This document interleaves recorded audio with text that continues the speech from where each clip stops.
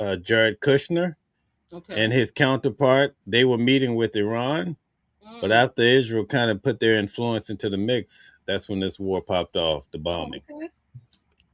Okay. Okay, I'm listening. I promise you, I'm No, listening. that's it. So that's what we've been told. Mm. Okay, so what did we get with the peace deal? Because apparently, according to my MAGA brothers and sisters, he was saving our lives.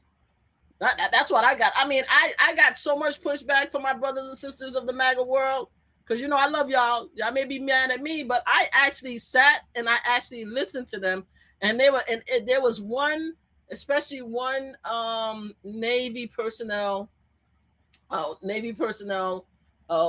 that I actually spoken to, the mom, right? Because I was going in, I was very upset about the war, and she came in and she's like, "I hear what you're saying," but she said, "You know something? The fact is, I don't like this any more than you do, but the fact is, my son is out there and I'm in fear." And I said, "You know something?" I said, "I hear you." I said, "You know something? I'm going to be less angry because I am a former Marine, right? Also, I lost my nephew, Lance Corporal Nicholas White, in Iraq Afghanistan war. And we are Gold Star family members. So I'm going to show you respect and I'm not going to drag him because your son is there now, and because I know the fear that my family went to, and unfortunately for us, our family member never came home. So from that moment, I didn't drag him about the war, unless when we talked about it, I gave my opinion, but I didn't call him all kind of name like I would. I was very respectful, and I said I'm gonna wait and see because she said to me that the reason why he's doing it is because he didn't want to. She said, because I fear for my son, but I understand why he had to do it. She said, and I'm going to do another live on TikTok because I want to get her back on my show. She said the reason why he had to do it is because he's trying to save us. He's trying to save America because he feels that Iran is a detriment to our country. So that's what she said. I respected it. I spoke to other people. I just now, if you guys think I'm surprised that we got absolutely nothing out of the deal that was promised to us, then you don't know me. So unless Mel could come in and say that he actually has a deal and in regards to ensuring that inspectors come into Iran to make sure that they're not using building up the uranium, right? That they have an annual inspection, right? And that they have a deal not to build up unless Mel, my co-host, the host with the mostest that run this channel, could tell me that happened, that I don't know why we went to war with Iran. So, Mel, can you tell me that? Because according to Fox News, and I don't listen to Fox News, but according to Fox News, they're very upset. According to some of the GOP representative, they're very upset because they're like, what are we doing? Like, we're releasing billions of dollars of sanction. The reason why we have this sanction is to ensure that they don't build their uranium, right? So we're going to release billions of dollars of sanction. We're not holding them in line in regards to the building of uranium. So that means there is still a threat to us. So what the hell are we getting for the loss of life that we had, right? What happened? So yeah, that's what I'm hearing. So Very good question. I want to pull up the video now so that we can show everybody exactly what you're talking about in regards to. Let's see if I could find it here. Okay, here we go. Criticism of the agreement the president signed with Iran, and a lot of it is coming from members of his own party. And this morning, before dawn, the president indicated he does not like these comments one bit. Now, the concerns raised include the pause in sanctions allowing Iran to sell oil immediately, the lack of specifics on curbing Iran's nuclear program, the opening for Iran to ultimately charge fees for ships to transit the Strait of Hormuz, and beyond the text of the plan, criticisms of the new comments.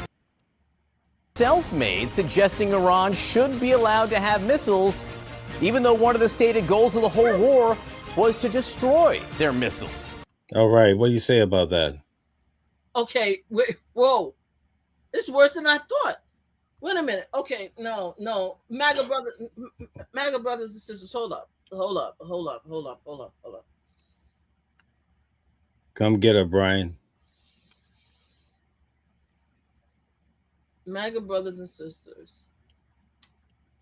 I was told one of the reasons why Donald Trump insisted that he needed to go to war is because there were ships that was coming towards our shore that actually had the missile, right?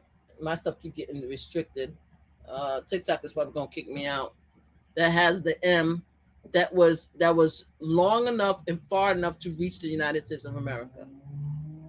I was told that's the main reason. That's the second reason. Besides the uranium, the second reason is because they have long range miss. We're gonna call them miss. You telling me now that he's allowing them to build additional miss? Is that what I just heard? That you guys are telling me that Donald Trump, one part of the deal that Donald Trump has is to allow them to have to build additional miss? You can say the word. It's okay. Well, I can't say it on TikTok. And I have TikTok on. I'm already restricted 3 times. They probably go and block me. Is that what we're saying? That's crazy. That's crazy. Y'all wonder why black folks don't want to be bothered with this nonsense. Y'all wonder why black folks don't want to be not bothered. I'm one of the few that's willing to talk to y'all about this. The rest of us, we don't got nothing to say to y'all. We don't have anything to say. We have no concept about what happened. We feel like, a lot of us feel like we're living in a twilight zone. We have nothing to say. What do I say to you guys? What in God's name what kind of excuse can you give me about why we went to war with Iran? And now why is he signing a peace deal, allegedly, giving them billions of dollars, giving the authorization to build a miss that could hit us? Miss that could hit us?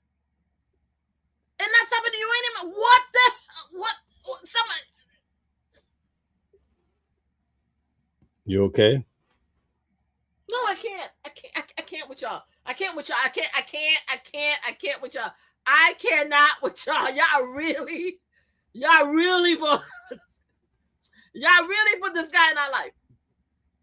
Y'all really voted for this man again and put him in our life. Y'all really voted for this guy again, and y'all trying to sell us like we don't understand where we live in. Like, I feel like I'm in Earth 2. I feel like Star Treks. You ever saw Star Trek, the movie? The latest Star Trek. I believe so. There was a time warp when Spock went through the black hole. And when he got to the other side, as a result, because he had this black, like, oozing. You describe everything with color, don't you? Yes, I do. And on the opposite side, he realized that Kirk was a different Kirk, Spock was a different Spock. They weren't friends. It's a whole movie. That it was a completely different timeline. I'm no longer on Earth 1, living in my regular timeline in a peaceful, wonderful world where Kamala Harris would have been president and Tim would have been vice president. We would have been living in a quiet, peaceful existence where I would be living a good life, traveling and having a good time. I'm living in a Donald Trump catastrophe. And you guys put us there. Have you seen what happened to Minnesota? What happened to Minnesota? Did it get better? After the unalivement of Nicole and Alex, did it get better? Did it get better? Did we send all the one of your favorite YouTubers, Nick Shirley, went out there and found all that fraud, remember? And also you had a big problem with immigration, right? So the immigrants went home. Did they clear the immigrants? Everybody left Minnesota? All the immigrants left? Because as far as I'm concerned, he got fired, didn't he? His bitch ass.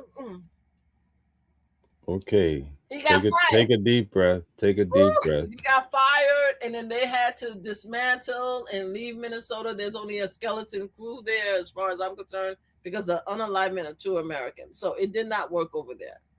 Also, Nick Shirley obviously has not gone back and continued his expose because they clowned him and they found out that he was a liar, right? A liar? He is a liar because there were kids in that daycare center. In fact, my son went down there and did his own story. He was able to talk to some of the people, and there were kids in that daycare center. So he's a liar. Yeah. So I'm waiting for the DOJ big, huge arrest warrant. When it comes to that, I haven't heard. Maybe we're still waiting for the Hold on 1 second. Let me give a shout out to Queen's Flips. He went out there and covered the story. I saw that. Anyway, I got to give a shout out to Queen. Thank you so much. So he went down there to cover the story himself, and he was able to find the truth out. So please go check out his channel. He went down there behind. So we're not going to talk about Nicholas Shirley. I think he's a joke. He's a liar. Apparently, he said he went where? Did he go? Where he went to Mexico? California. He went to California. California?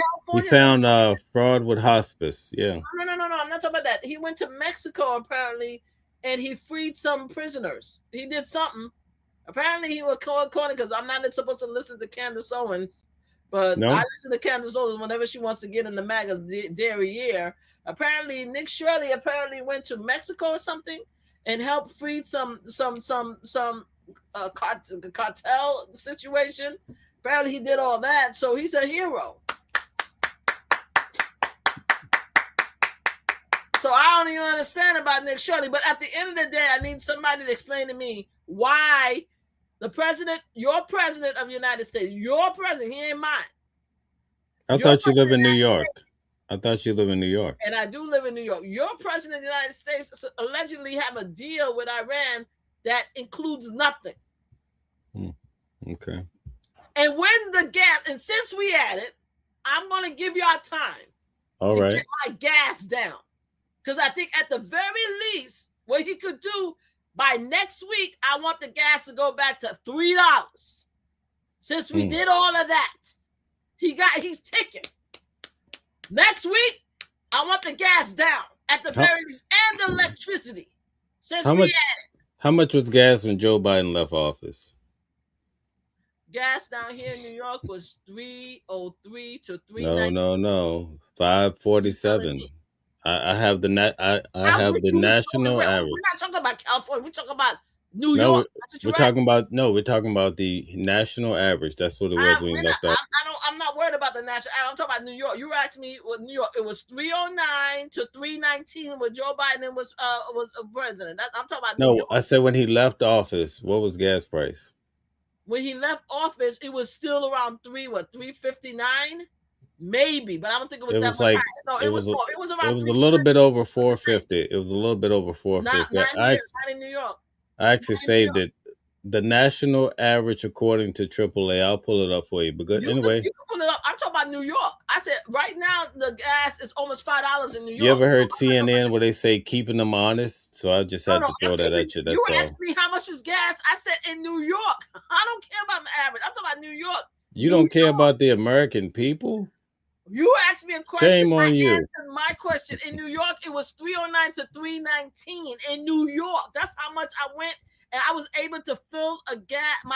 Don't make me bring Grumpy. If you don't want me to bring Grumpy, $60 to fill my tank. That's what I'm gonna bring Grumpy up here if you keep on now. He's gonna set you. I'm telling you the truth. You asked me a question. I'm answering honestly. I don't know nothing about the national whatever. I'm talking about. It wasn't $3. It was not $3. I can tell you that right now. It was $3.09 to $3.19, Mel. I know for a fact because I used to try. I go back and forth. I go back and forth from New York to New Jersey all the time to do casino slot channel.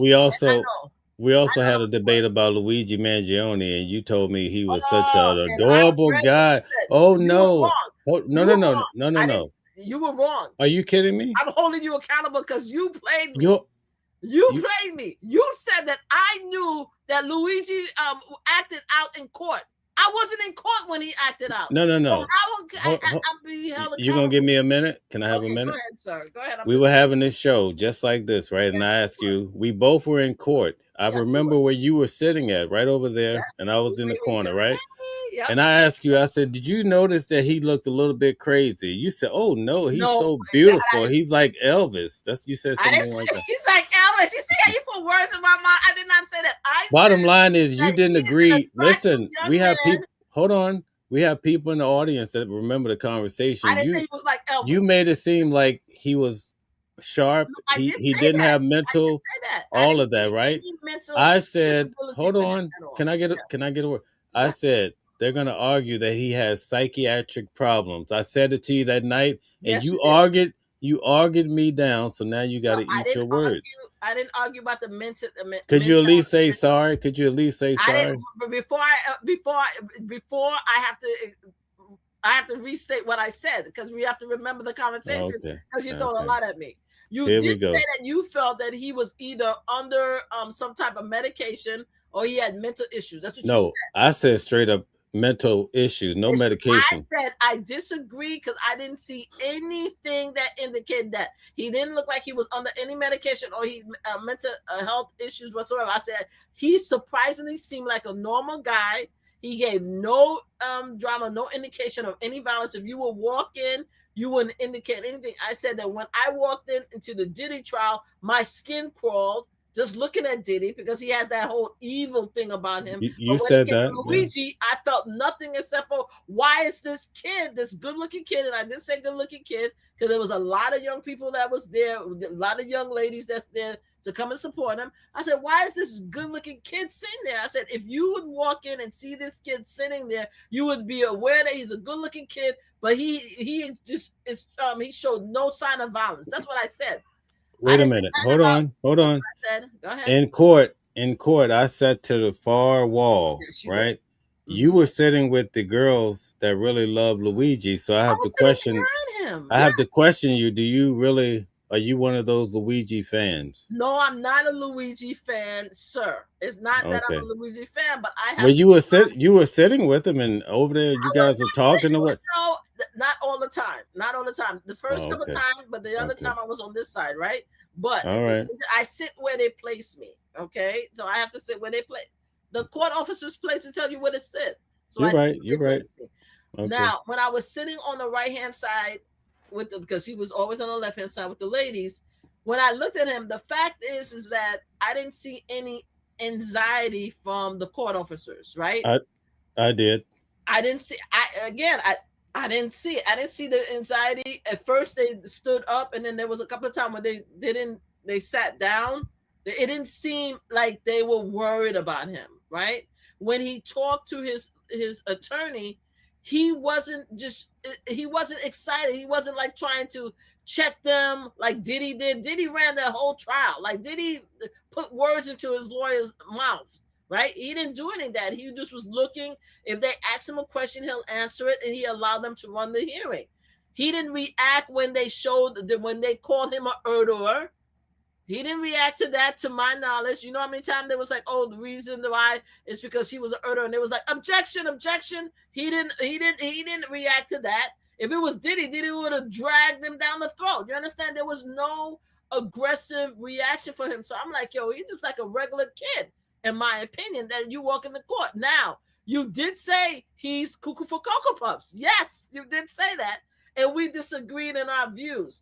At the end of the day, but I told you why. they say, yeah, you said something on his eyes and the way he was moving and stuff like that. Oh, so now you're okay. Of course, oh, I you didn't know didn't. what you said. I'm just saying I did not see that. So it's unfair for me to say that you holding me accountable when I didn't see what you saw. Okay, like, so let's pause for 1 minute. I want to show you this here. Let's pause for 1 minute. All right, let's there's see. a video. Okay, go ahead. You see, you like what I'm on. We have breaking news. The judge in the United Healthcare CEO murder case says the suspect will try a psychiatric defense.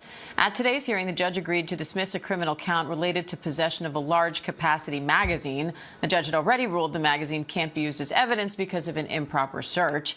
But now the judge says the suspect's attorneys. Okay, so give the audience some background of what we learned in court from what you see in the photo. I'm very happy about this. No, one of my biggest problem that I had with this case, again, we should say, the victim of Luigi. Can we remind me of the victim's name? Brian Thompson. Brian Thompson. May Brian Thompson rest in peace, and may Brian Thompson family get justice. As a survivor of pew pew violence, I will always side with the survivor. My problem with this case was the unlawful seizure of his bag, the unlawful search of the bag, right? I thought that. Can I just say, I'm sorry, for the audience, you can see the bag is highlighted right there. Yes, so if you could yes. just guide them through the photo, if you don't mind. Yes. So they came in. So they received a call that there was someone that in the McDonald's that actually looked like the unaliver of Brian in New York, right? So two officers came. They looked at him. They approached him and they asked him who he was. He gave another name, and they gave him an ID. I mean, he gave them an ID. They went outside. A lieutenant came in. There's a bunch of them. Mel knows their names. I don't have my book to remember all their names. Lieutenant came in. They asked what's going on. They said, "Can you mention it was a fake ID? Can you just mention that?" I'm about to get there. They asked. He asked what's going on. He said, "There's this guy. He looked like he is the murderer in New York of the healthcare CEO." The lieutenant, I think it was lieutenant, had to look on the phone because he didn't even know what he looked like. He said, that kind of looked like him. Let me get his ID and I'm going to check his ID. So while he was checking his ID now, like a bunch of officers, it was like 10 officers came in. They decided they're going to have him stand up, check his body to make sure that if he has any weapons on him. They checked his bag. They did all of that prior to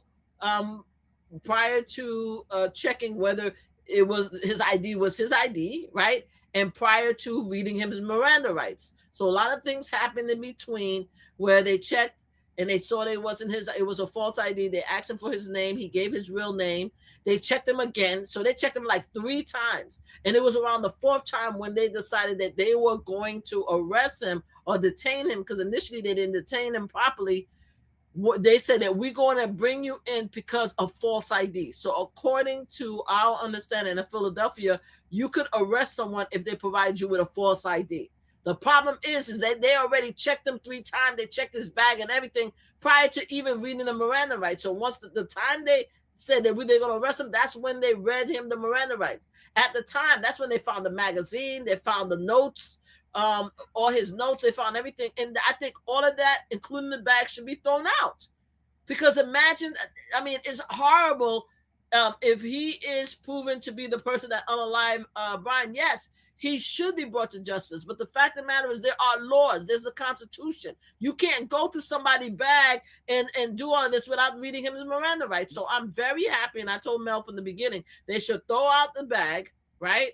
They should throw out the bag. They should show all the evidence in the bag. There are other mechanisms in which they could use. They have the video. They have other mechanisms they could use in order to find out whether he's the guy, identify him, right?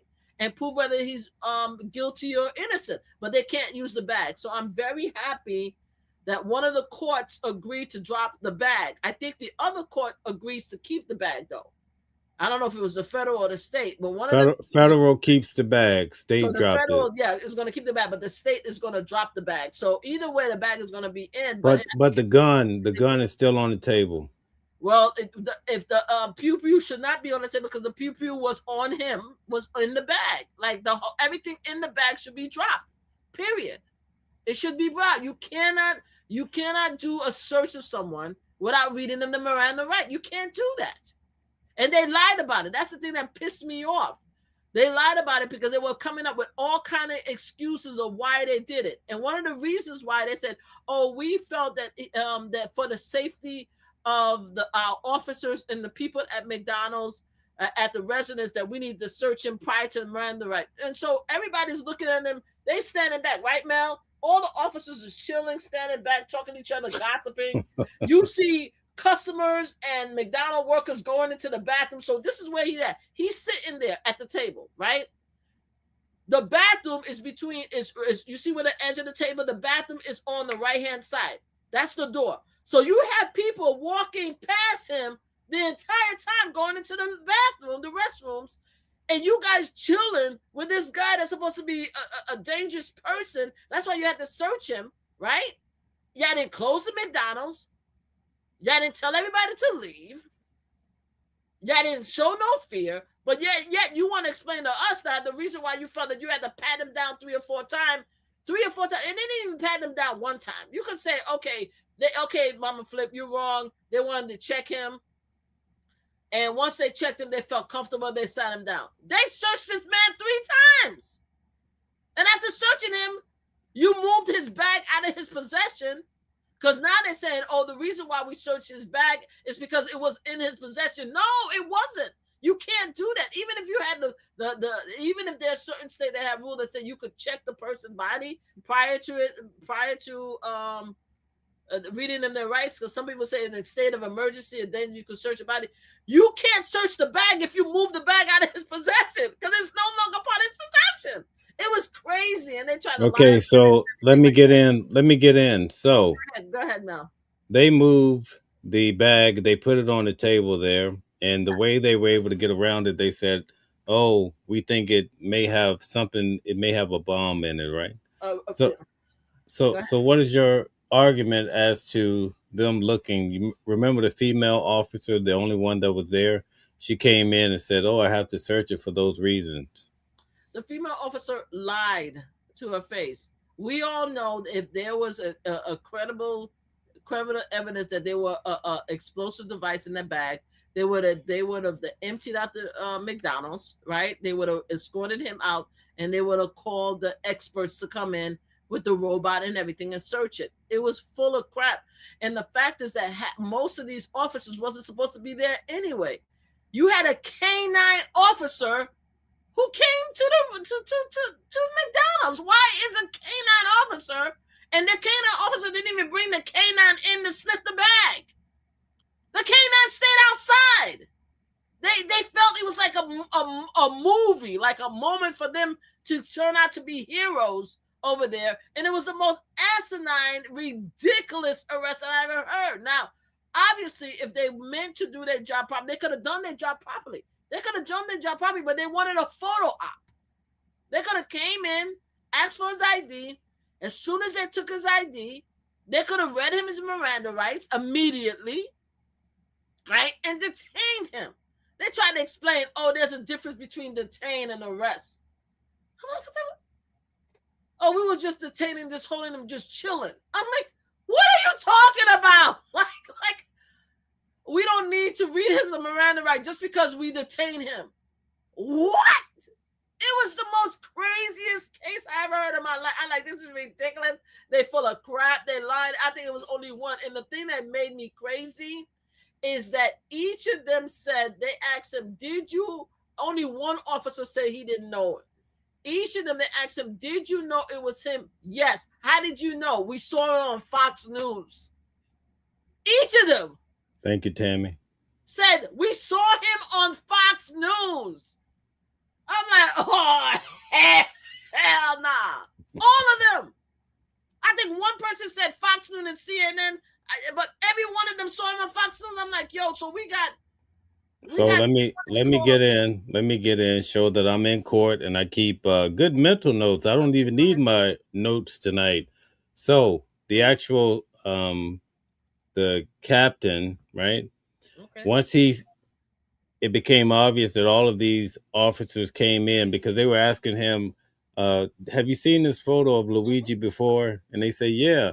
Did you see it on a bulletin board? No, I saw it on Fox News. And so after all of them were saying that, the captain came in and says, oh, yeah, I saw it on CNN. So he tried to change it up because he was the last one to go. Because it's like the Keystone cops, like they were all like the Keystone cops, like back in the days, those silly cops that twirls. That's how they were. They all sound insane to me. And then they tried to say that they were the Pennsylvania code in which their arrest is different from any other state.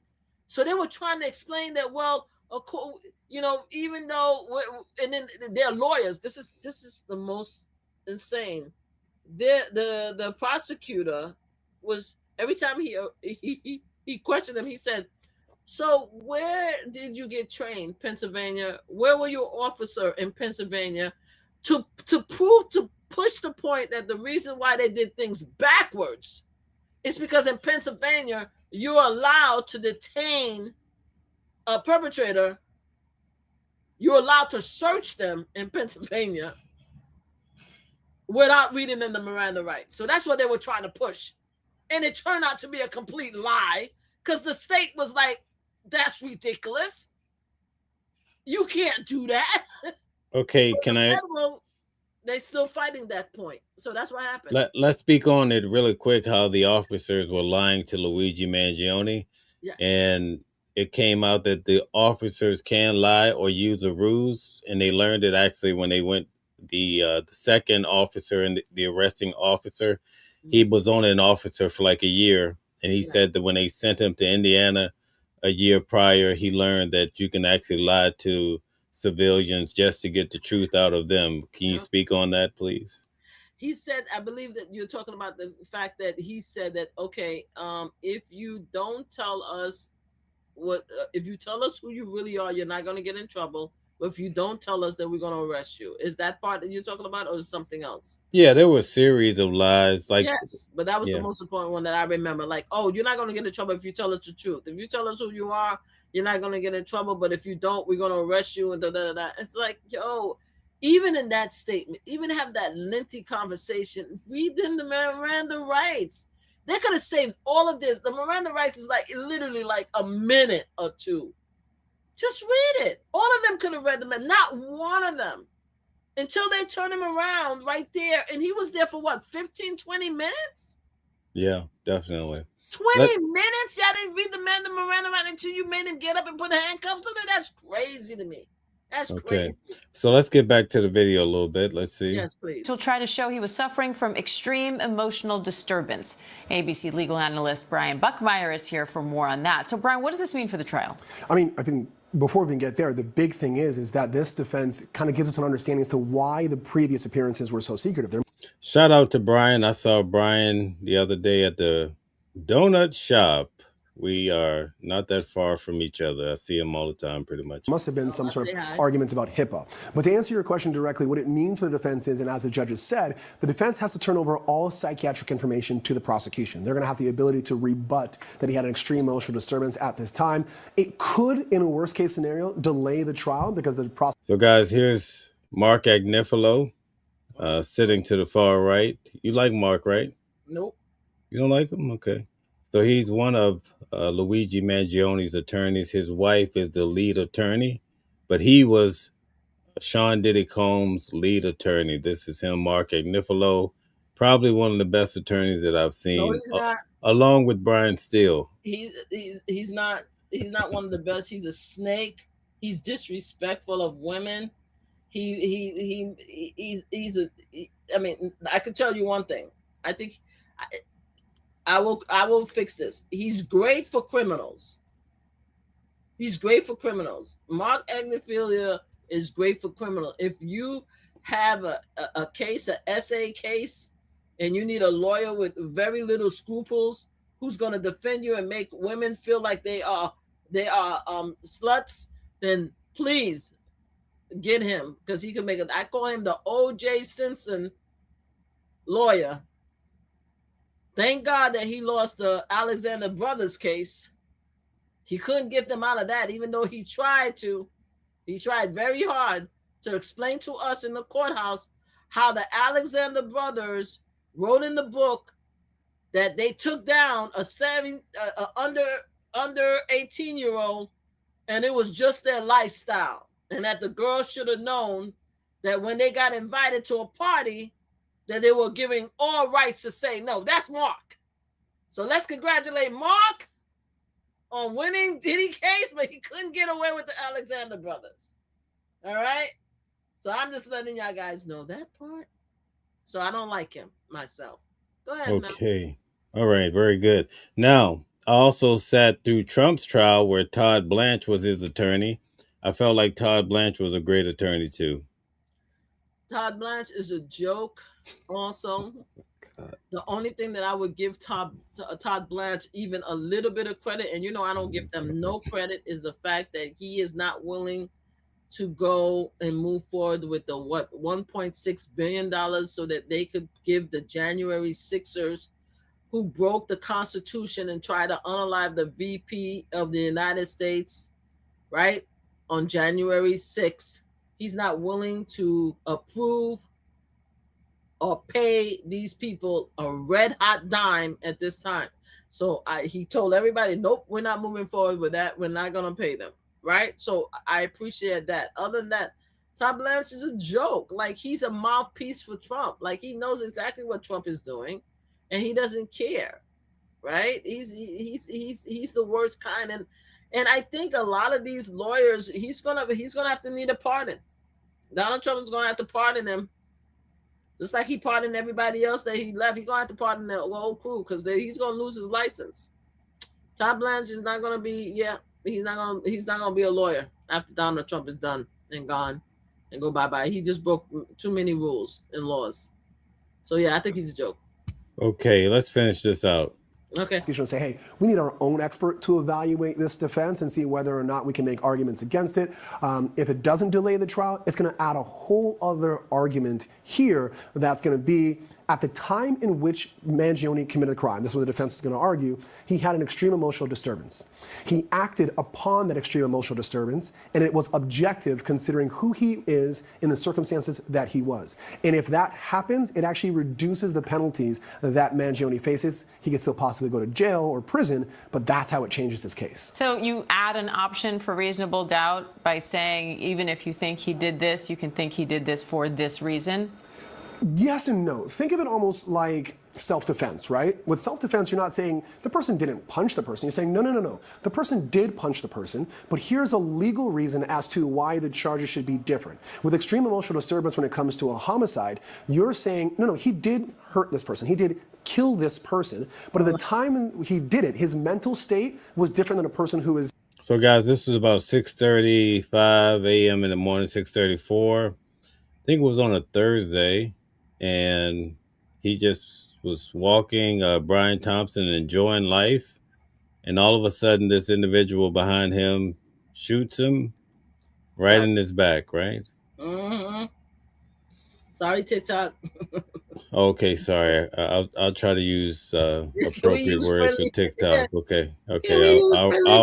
I'll remember that. I'll say something lighter. Okay. I'm live. Thank you. Okay. Like you or I, right? Mm-hmm. And because of that, it's not murder, it's manslaughter. And for Luigi Mangione, that's a difference of life in prison without the possibility of parole down to what's called a B felony in the state of New York with a minimum of 5 years to 25. So you're greatly reducing his prison sentence if you win that argument. So how does this change the strategy for the prosecution?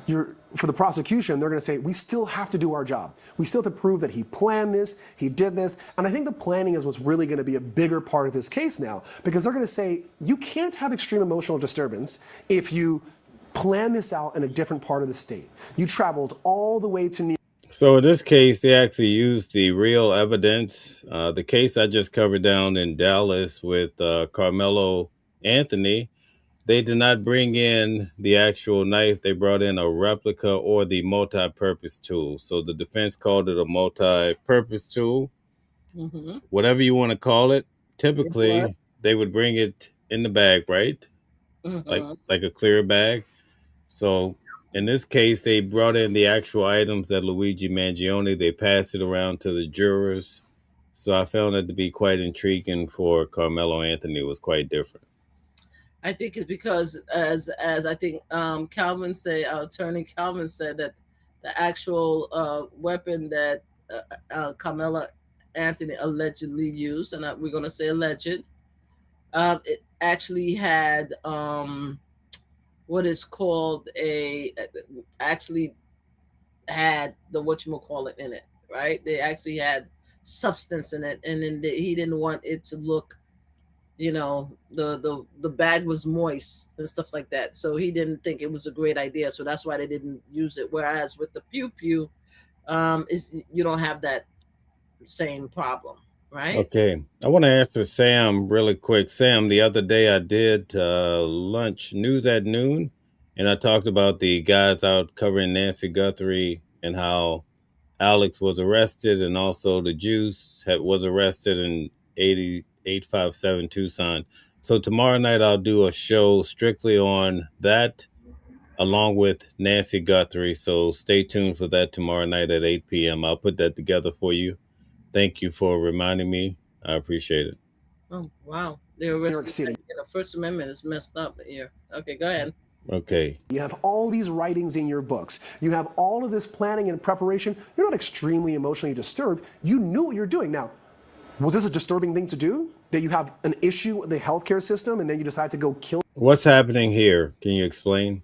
That's actually them taking the actual driver's license, and that's the fake license. It had a different name on it, and they wanted to check Jersey to see if that license is actually credible, and they found out it wasn't.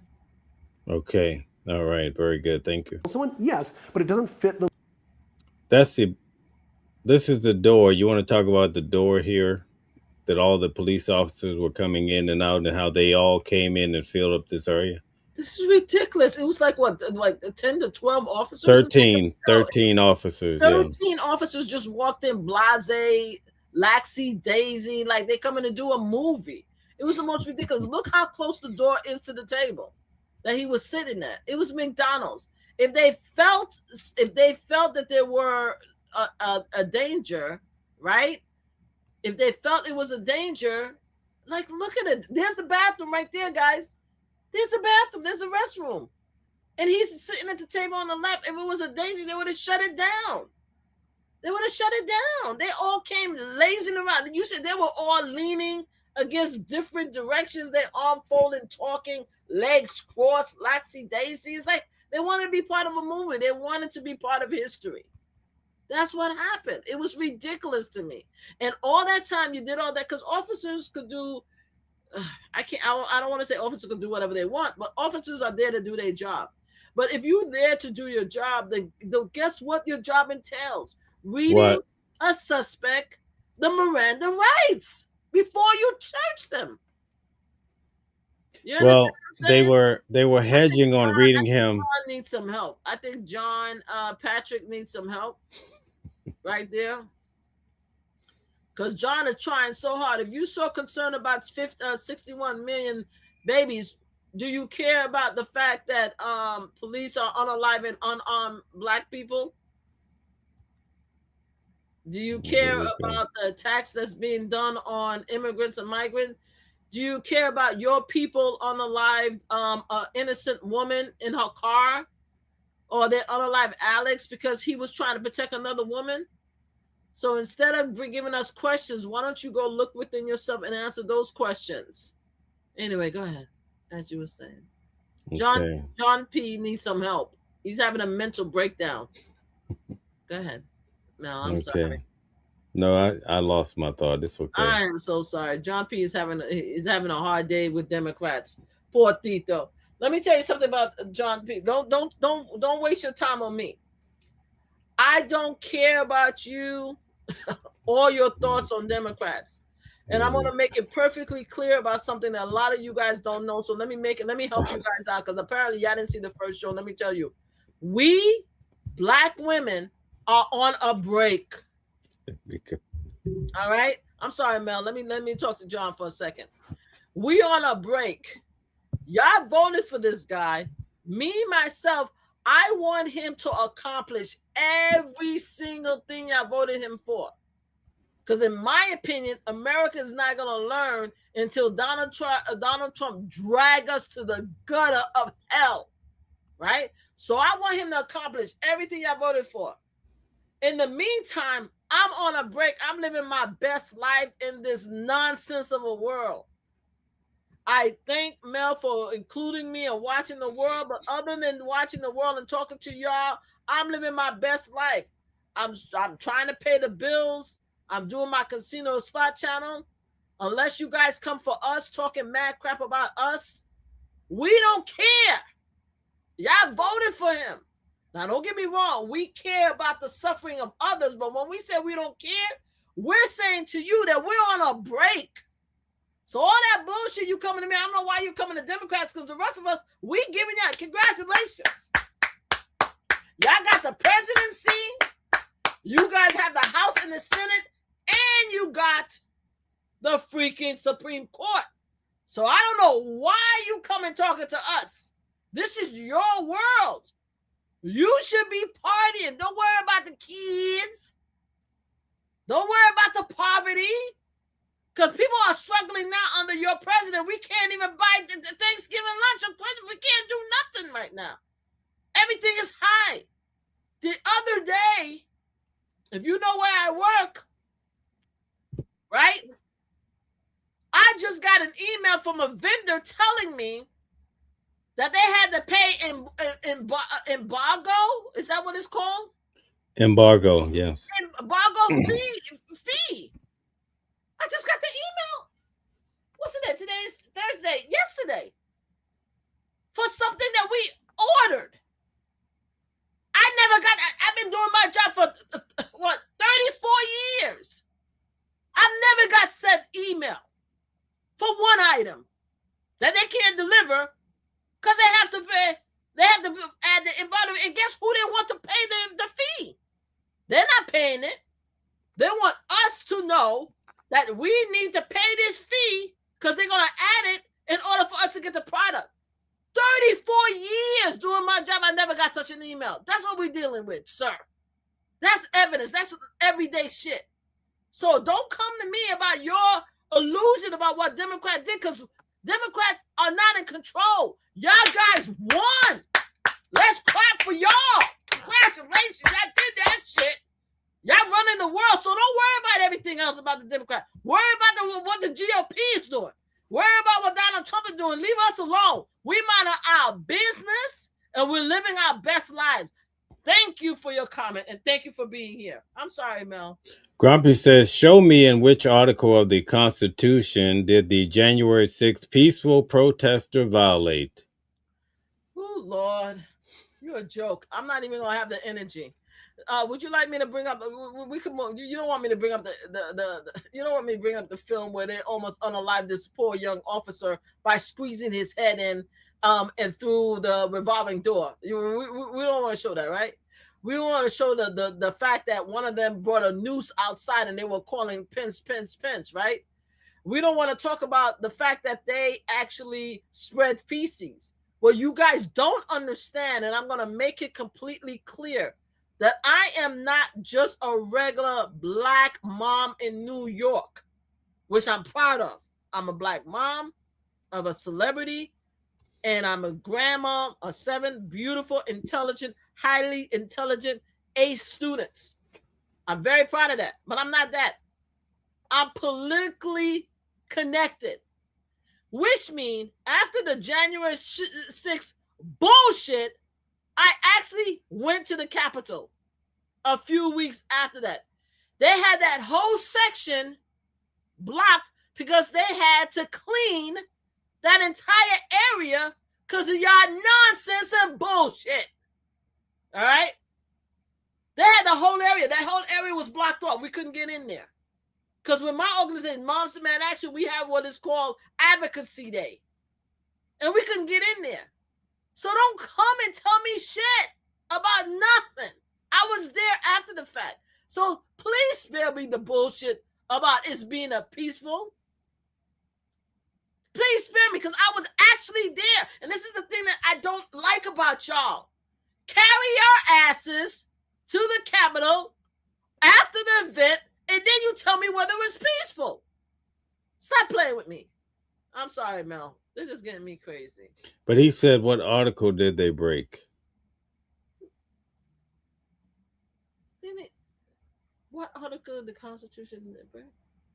The article that deals with peaceful transfer of power. Grumpy. You hear that, Grumpy? There's an article, I could look it up, which article, but we all know, according to the Constitution, there's supposed to be a peaceful transfer of power. It's happened for years. You think, let me tell y'all something. Let me give you a break. When Donald Trump won in 2016, there was such a thing called a Million Woman March. I was there. I could show you the pictures. I have so much receipts. Ask Mel. All Mel has to do, Marie, start pulling shit up. I have receipts. I have video. It was 1 million of us there.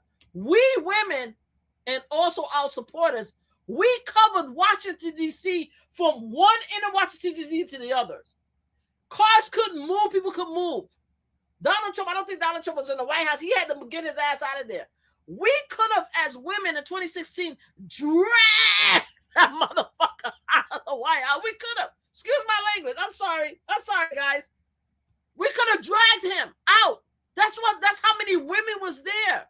We could have destroyed everything. You think that little bit of 10,000 freaking January 6th was anything for the 1 million women march? We were there. I was there. I was one of them. I was proud to be there. We marched peacefully. We went through Washington, D.C. We didn't go into the Capitol. We didn't go into the White House. We respected the rules, and we carried our asses home. And this MF had 4 years. He had 4 years. You didn't see us try to unalive him or try to take him down in those between 2016 and 2020, especially when he unalived 1 million of us due to COVID incompetency. We didn't do that. We allowed the man to rule because y'all voted for the MF. So now you're trying to tell me now that what y'all guys did on January 6th when y'all tried to unalive your own VP is supposed to be in comparison. I'm supposed to pay attention. What happened to that? For many years, we all upheld a code of ethics, a code of respect, even when we didn't like. I didn't like Bush. I blame Bush for the unaliving of my nephew. Because if we didn't go to war, my nephew would still be alive today. But did you see me try to go after Bush? Give me a break. You guys don't think rationally. A lot of us live this life in real. We actually live this life. We don't live in the delusion world that y'all living in. I actually live this life. So y'all carry on. Sorry, Mel, as you were saying. Okay, all right, very good. So now we're going to switch up a little bit. We're going to cover a new case. Yes. Her name is Elena Moore. She went missing a couple of days ago, so I want to break down the points in case I have to travel to South Carolina because they're trying and to check out the case. Similar to Nancy Godfrey, because I thought that because I looked up the case last week before we got into the whole Carmela Anthony revisited. They said that they're looking for a handy man or woman that they felt did work at the house. And then they mentioned that there was another missing person. And I couldn't understand why they actually connected that case, because it was an article that was talking about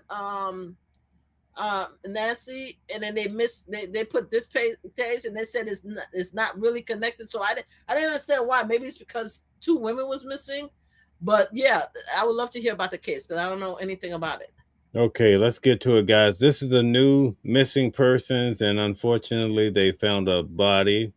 But we're gonna break it down one by one. We're gonna go back to the day she went missing. All right, let's get to it. Please. I'm on standby because I'm a part of a team that we travel out to for true crime. So if the rest of the gang or guys show up, I say gang lightly. The rest of the fellas show up, then I'll pull up too. All right, let's get to it.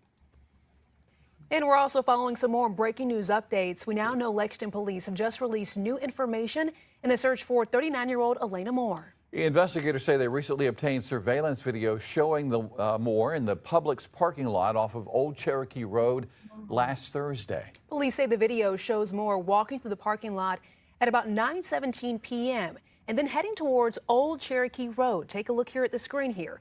Investigators say she was wearing the same clothing she was last seen wearing earlier that evening.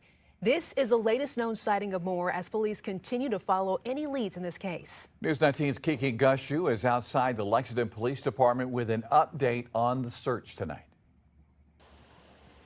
Lexington police tells News 19 detectives are following up on new leads tonight. The police saying that there are no planned searches right now unless information leads them to a new area. Investigators say Moore checked into Planet Fitness on June 11th and was later seen walking toward a wooded area behind the gym and nearby Lowe's store. After a multi-agency search of that area came up empty, detectives are now looking for more information to help track her movements. Private investigator Chandra Cleveland, who has no connection to the case, says surveillance video from people who live or work near the area could be key. Now that they know that it was... That's strange that she just walked behind the Home Depot, I believe, right, or Lowe's, whichever one they said, and then she vanished, right? Yes, it's actually really strange. Especially, do they have? They don't have cameras where she went because mostly in those areas you have I cameras. think they said she went into the wooded area. You'll hear that at one point. Oh, okay, okay. All right. Go ahead. Okay. Within the Whiteford Way and the Kaufman Farm area, they can have people who live within those areas to check their cameras on those dates of June the 11th around 6:30 to 8 p.m. Cleveland says home security cameras and apartment surveillance video could help show where Moore went after leaving the gym. Moore's husband found her car in the Lowe's parking lot on Friday. Investigators say there were no signs of foul play. Police say that it is not clear whether Moore has her cell phone or not. In Lexington, Kiki Gashu, News 19, WLTX. So she didn't have a car. She left it at Lowe's. Okay. And it's similar to that other woman that was taken in front of her house. That was similar to Nancy. It's like all these people are just disappearing. I mean, with Nancy, somebody carried her out, but we don't know how the other lady disappeared and not this one. It's possible in her case that if she went into the woods, then that means that she was, I would think that she was trying to help somebody, right? Somebody may have helped, or she may have heard something. This is why you don't go. And if somebody's calling for help or stuff like that, you don't go directly there, people. Have some common sense, because you never know what's going on. So it looked like she may have been trying to go help somebody. Somebody may have called out to her somehow, some way. What is that guy that unalived all these women? He had an arm in a sling.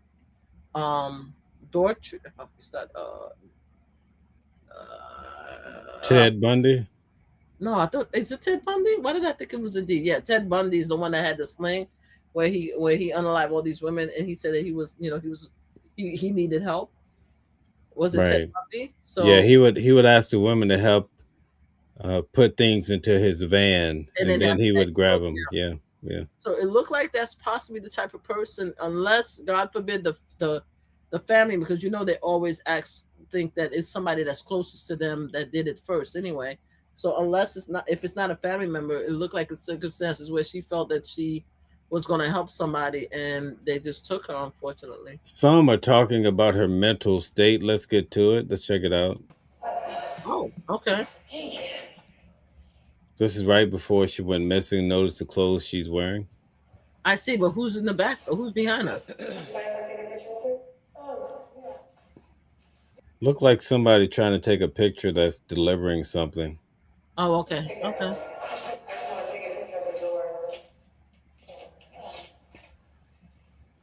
Thank you. Sorry.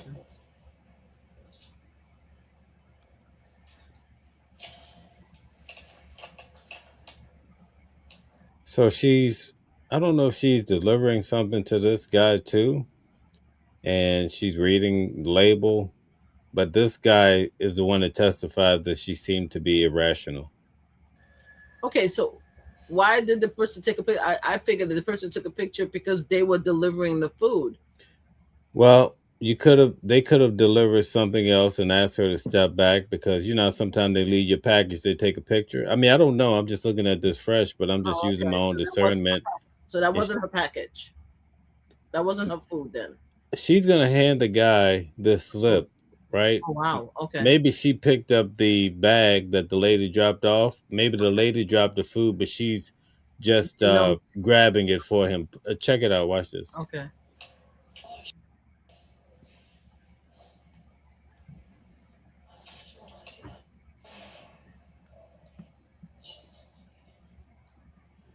She could also be a thief. God rest her soul. Sorry.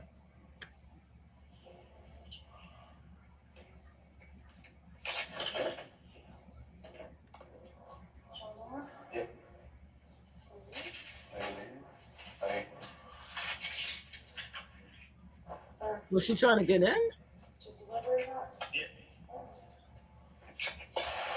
So that's why he said that she seems to be a little bit. This is her last video. Well, not the last one. You see her I believe, at Lowe's walk out the frame. But this is the last time you actually hear her, I believe, on video. All right. So now we're going to go to the press conference of they found an individual. So let's check it out. Okay.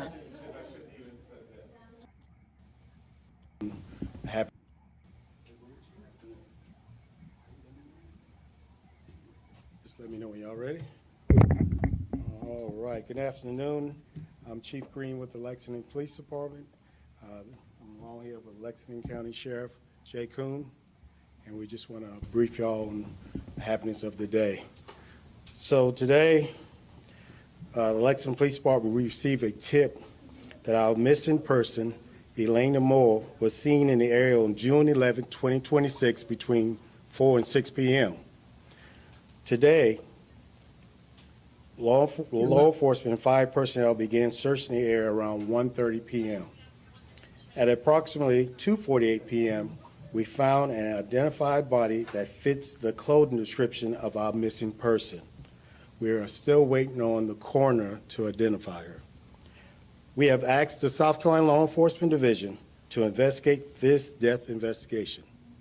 We want to thank the Lexington County Sheriff's Department, Lexington County Fire, Lexington County EMS, Lexington County Dispatch, South Carolina Probation Parole, South Carolina Department of Natural Resources, South Carolina Highway Patrol, and the Lexington County Coroner's Office, along with SLED, who will be investigating this case. Again, this is an active investigation. We also want to thank you guys, the media. You guys put this case out there, and that's how we received this tip in order to find this unidentified body. Thank you. Okay. What do you think about this? That's the only thing? Did they answer any questions? Did the reporters ask is that there was anything that they found on her? Was there any updates as far as the autopsy? Was there any foul play? Did they answer any question, or that was all they did? No, we're going to go through the questions, but I wanted to see what your thoughts so far. I mean, I don't know. I don't have anything except for the fact that in regards to her being at the front door, I felt, that I don't want to disparage her. It could have been that she was a little lost, or she could have actually was thinking of taking the food, and she was just waiting to see if the guy was going to come out, and then she was going to walk away with the food. No. It has been known, neighbors has been known to take other people's food, and I think the reason why she was looking at the receipt to see if she wants the food or not.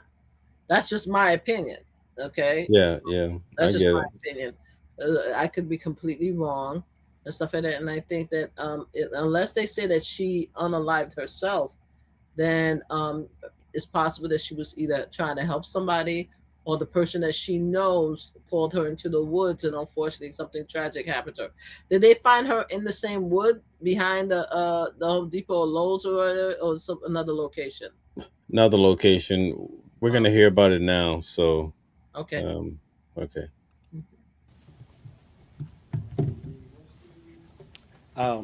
Due to it being an active investigation, we cannot talk about the death investigation as SLED, and I want to trample on their investigation.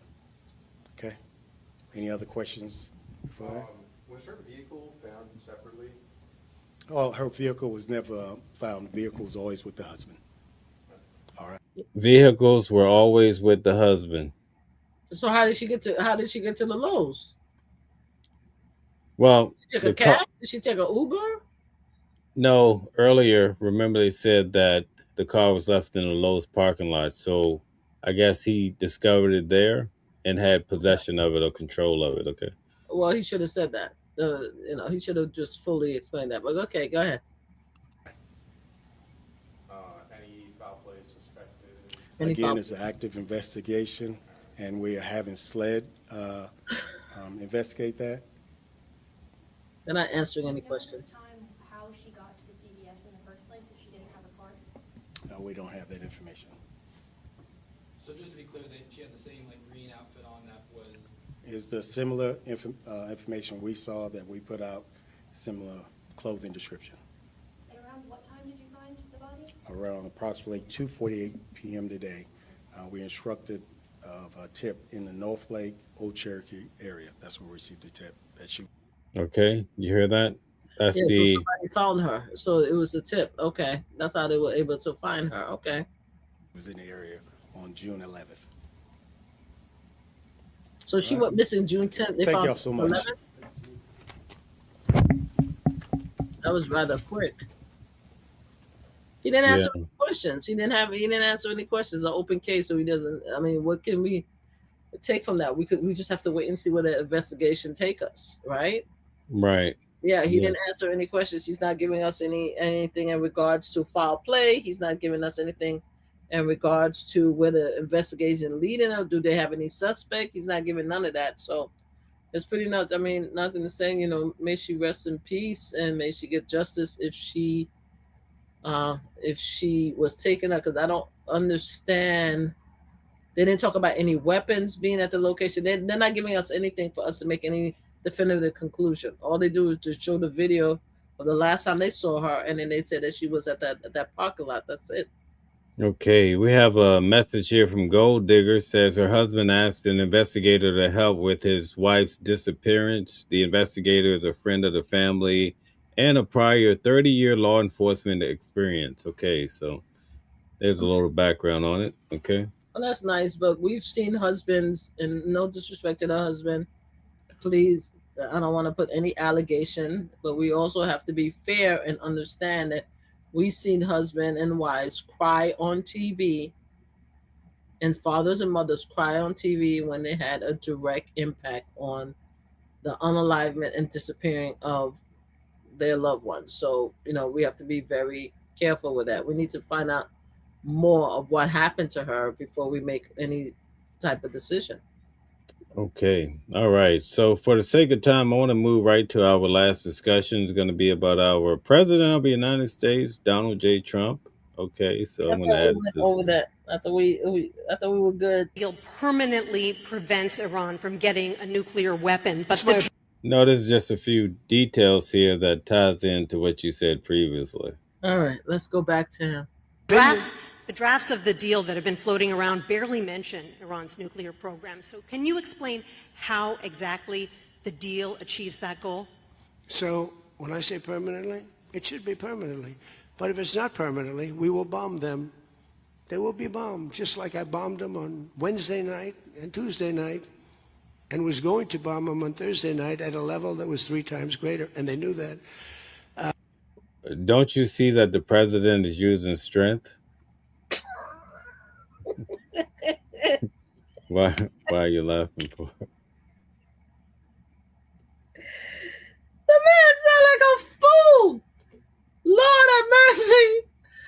Oh my God! If this wasn't so tragic, I would laugh myself sick. This man sound like a fool. Have we ever heard any, even a Republican or Democratic president, have we ever heard someone sound that insane in the White House? And he's with the G7 along with our other allies, and they hearing this fool talk about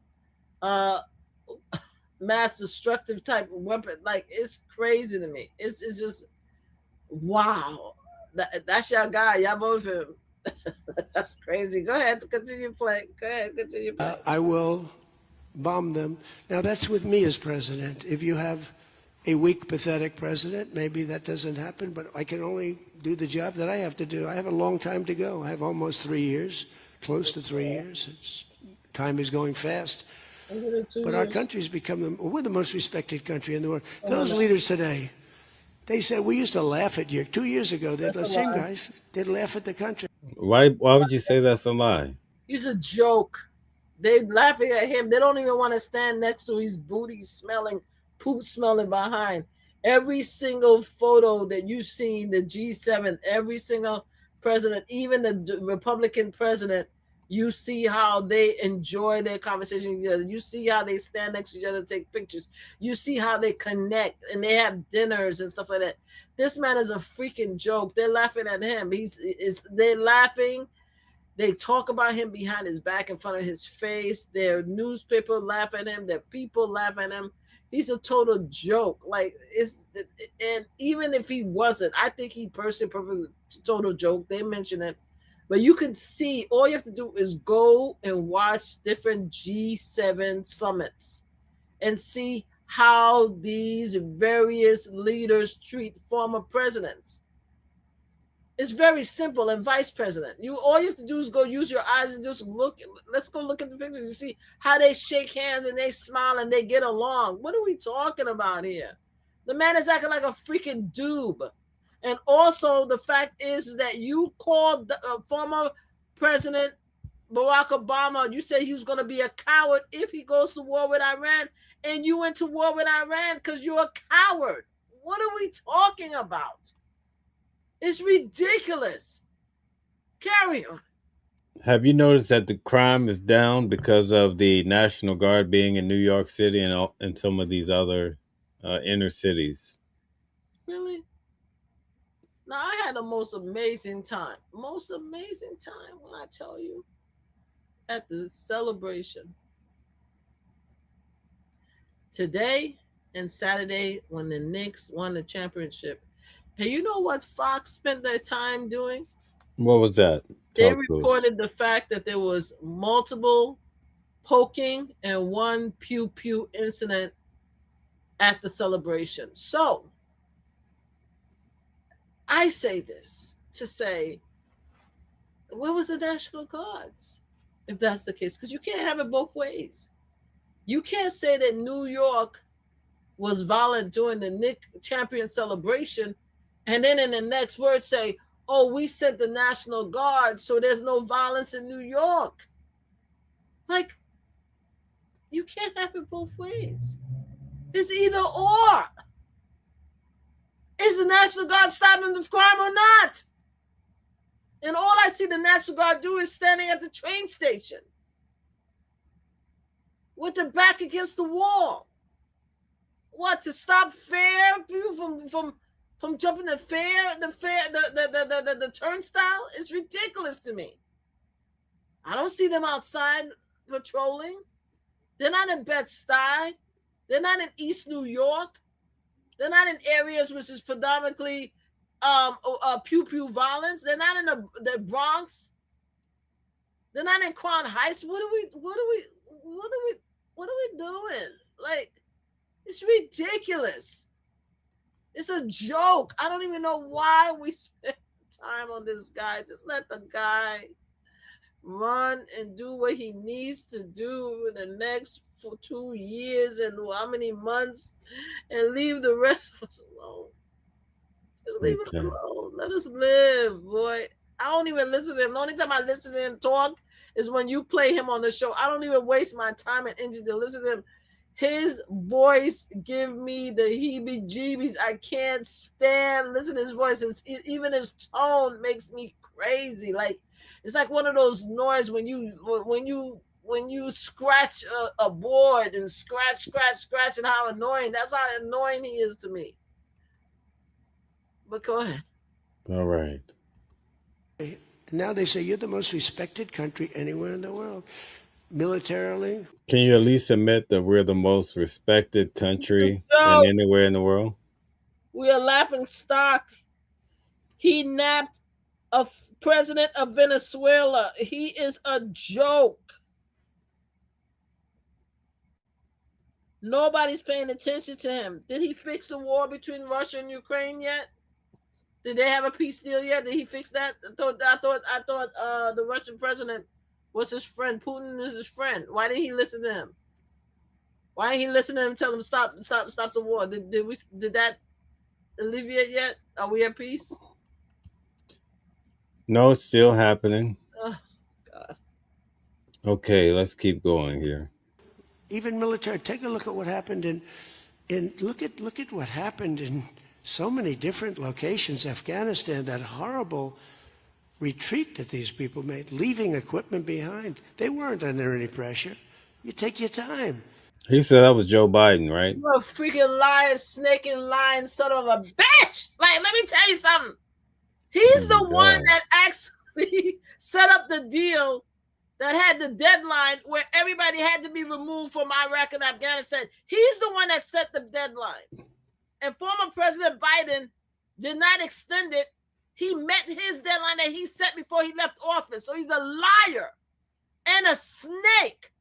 And why ain't we talking about the poor soldiers that were unalive as a result of this asinine war in which we got nothing from in Iran? And why don't we talk about the 150 beautiful young children that was unalive as a result of his and his military incompetence, sending a explosive device on the school? Why don't we talk about that?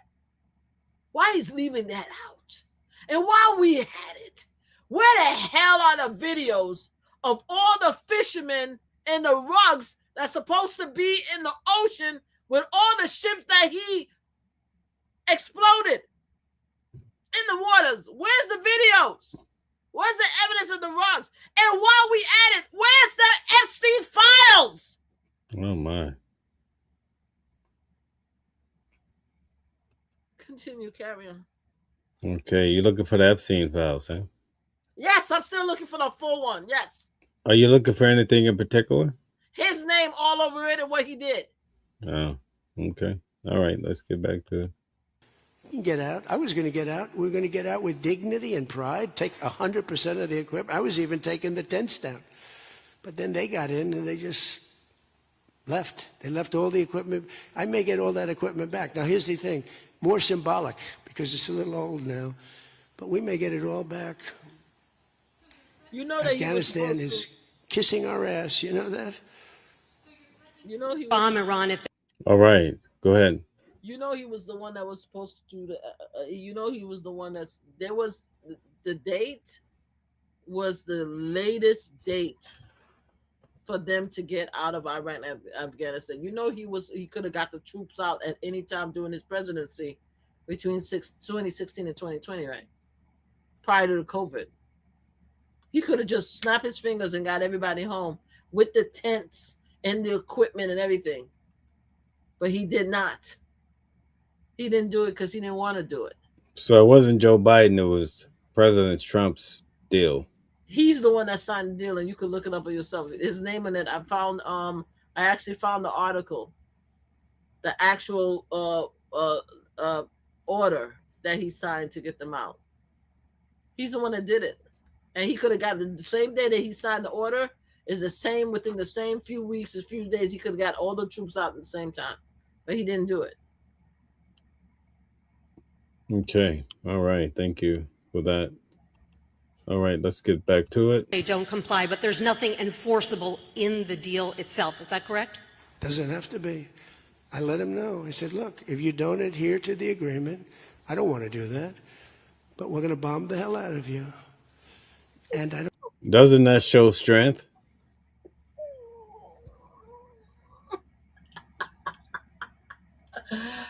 The reason why they signed the alleged deal, and I think even J.D. Vance, I heard J.D. Vance said it was like a 60 days, something or the other. I didn't pay attention, but apparently it's on social media that J.D. Vance said is 60 days starts today. So apparently it's a 60-day deal or something to that effect.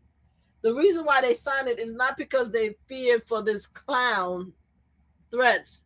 It's because he's about to give them $1 billion worth of sanction, and they want that money. That's why. Because if it wasn't for the sanctions and his deal, if they feared so much about him, then they would have ended the aggression when the 150 young children was unalived. They only decided to go on this deal because of the sanctions. So he really seriously think that these people care about him, worried about him pew-pewing explosives down on their heads after he unalived 150 of their children? Is he he's joking right now? Okay. Guys, hit the like button, share, subscribe. Thank you very much. We need one more person to hit 70,000. Thank you. I don't think that they're going to veer from the agreement. What else am I going to do? Am I going to say I'm going to take you to court? Let me take you to court. Let me sue you. No. Hold on. Wait a minute. Are we there in court with the Venezuelan president? Hold on. What the fuck? Why don't you kidnap somebody? Why don't you kidnap one of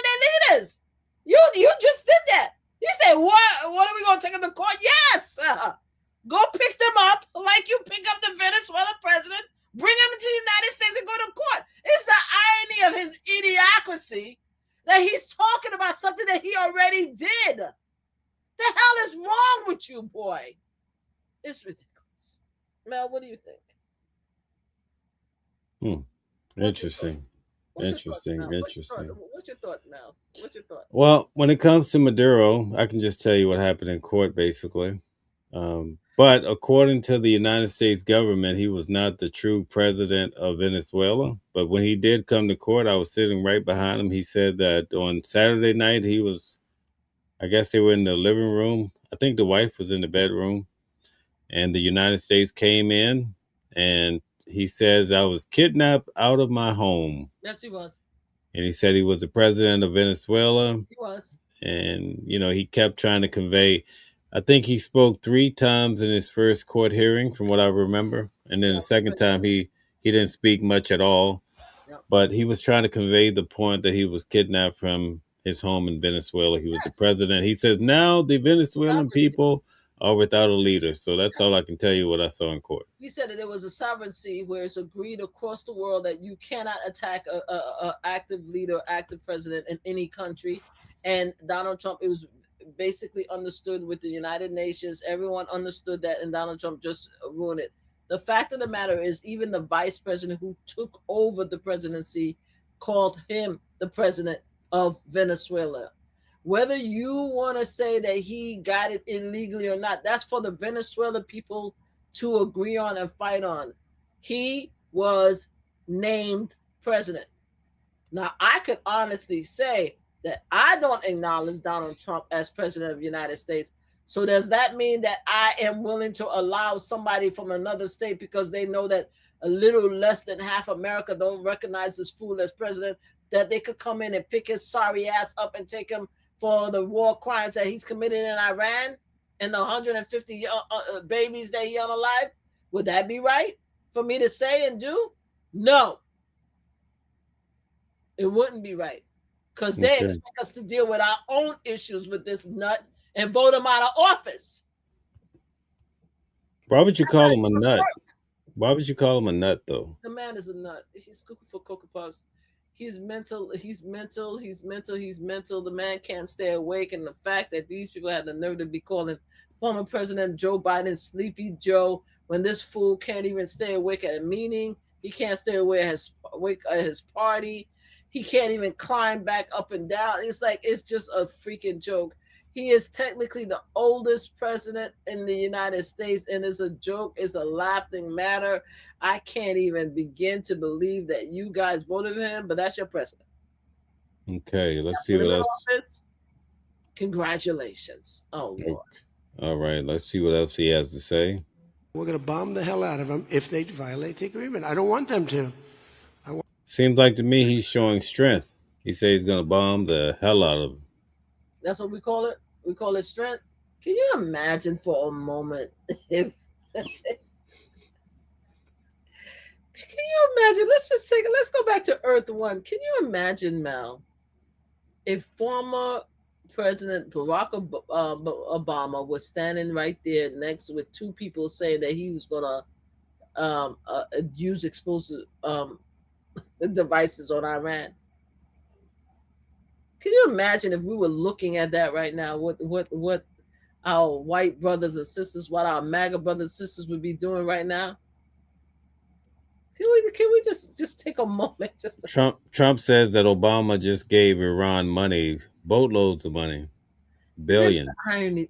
Isn't that the irony, though, for him to have the nerve to say that after he's about to give them like $3-point-something billion, either $1 to $3 billion worth of money from the sanctions that he's about, and he have the nerve. And that's another thing about Donald Trump. He is so special that everything he accused other people of doing, he's doing. That's his own special gift to us in the world. Everything he criticized other people of doing, he's doing. Right? But anyway, that's your guy. Y'all voted for him. I'm just living in y'all world right now. We're going to leave it alone. But I just want to say that we didn't get nothing out of this.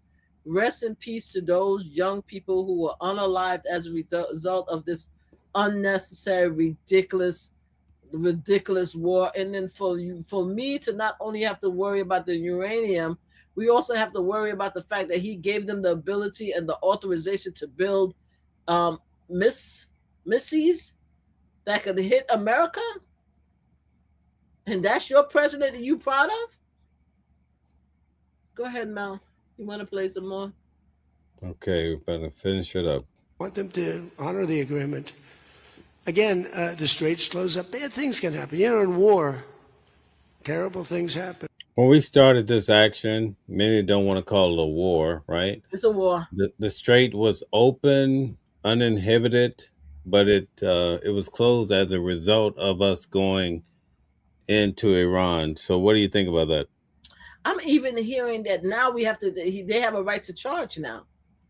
He actually gave that up because beforehand it was free, right? Free access. I'm hearing as part of the peace deal, they could charge fees. They never charge fees. What do we get? Like what? I mean, if y'all don't want to listen to me, y'all don't even have to listen to me because I know you guys love your Fox News. Go listen to Fox News. Go listen to Fox News and tell it, and then you can hear exactly how Fox News feel about this, to the point that they say he's not happy with their commentary, that he feels that they're being disrespectful. Please go check your Republican representative, what they have to say about this deal, and go check out Fox News. I don't know what to tell y'all. Your guy is a clown. He's a clown. Now, what gives you an indication people watch Fox News here? Oh, please. Just by the commentary, they watch Fox News.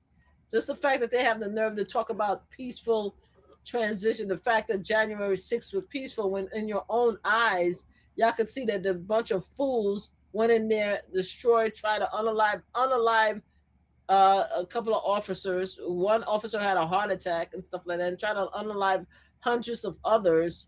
Right? We're lucky that they didn't burn the whole place down. For you to even say something like that was crazy and asinine to me. And most of the time it's because Fox News feeding you guys this garbage. But I want you guys to go listen to Fox News to see what Fox News have to say about this deal. Let's see if you guys could go listen and take something out of it, because apparently you guys want to twist everything around. For example, Fox News spent years talking about it. You guys spent years talking about the Epstein files.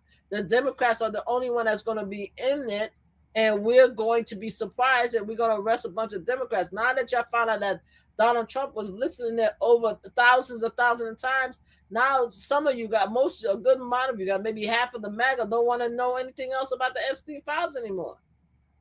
Okay. We have a lot of new people here tonight. Thank you guys for tuning in, for liking, sharing, and subscribing. I appreciate it. Let's get back to it a little bit. Like you mentioned the question before about the school gets hit, other things get hit. Bad things happen in war. So he said the school got hit. Maybe he's talking about the school that had the... Well, apparently, thank God he took responsibility. He's actually acknowledged that he did it, because there was a moment there where there was some hedging back and forth about whether America was responsible for that initially, when they talk about the 150, just to show how a sociopath he is. Because I call him clown to be kind, because we have a lot of people here that love him, but he's a sociopath.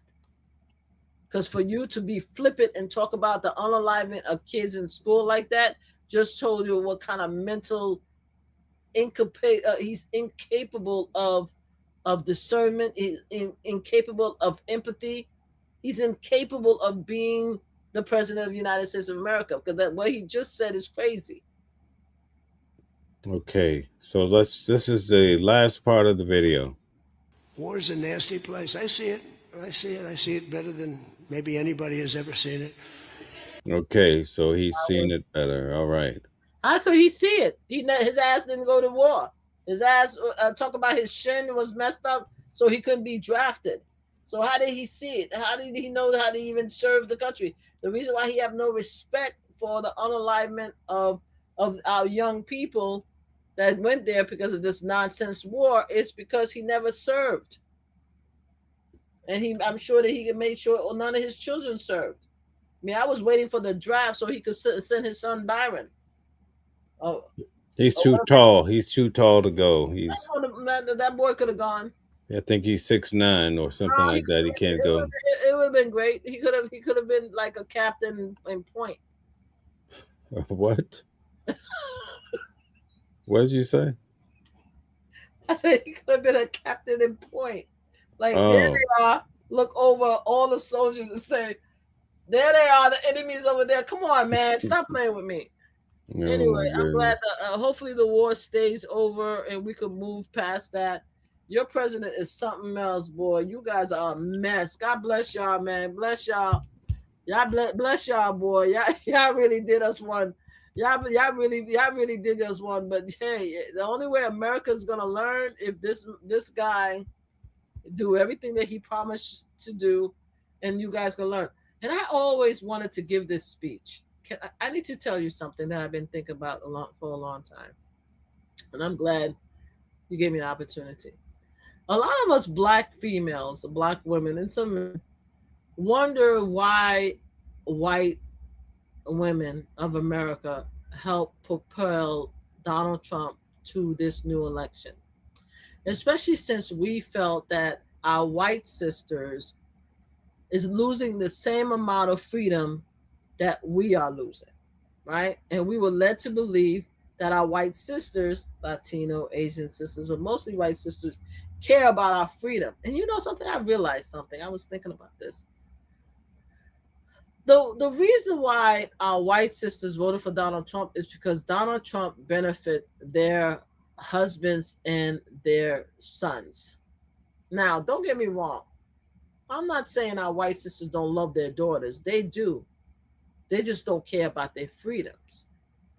You know why? Because they feel that he benefit their sons and their husband better. And they feel that if they benefit the sons and the husbands, then they'll take care of the daughters. And I couldn't understand it. I'm like, but you know, she don't have no rights. So what? She don't have a right. The father will have a right. Their husband will have a right. My sons will have the right. So for all the minorities, the Black and browns, and everybody impacted, we'll be fine because he's going to be able to give more power, more money to my white husbands, my white sons, and even some of our white sisters married to minority husbands that feel that they are elevated because they're in their whiteness, right? They feel that they're going to be okay. They're going to be fine. So I'm like, it took me a while to understand that. I'm like, okay, I see y'all. I see what you're doing. So you care more, love more the men of the family than the female of the family. Because at the end of the day, if the men of the family is making it, then that means you guys would be okay. Fuck everybody else. Yeah, that's how I feel about it. Anyway, I hope you guys get everything that you guys voted for, and we'll see at the end of the day who's right or wrong. Okay. So that was your speech? Yep, that's how I feel about it. Yep. Because I couldn't understand why our white sisters voted for him, but I got it. I got it now.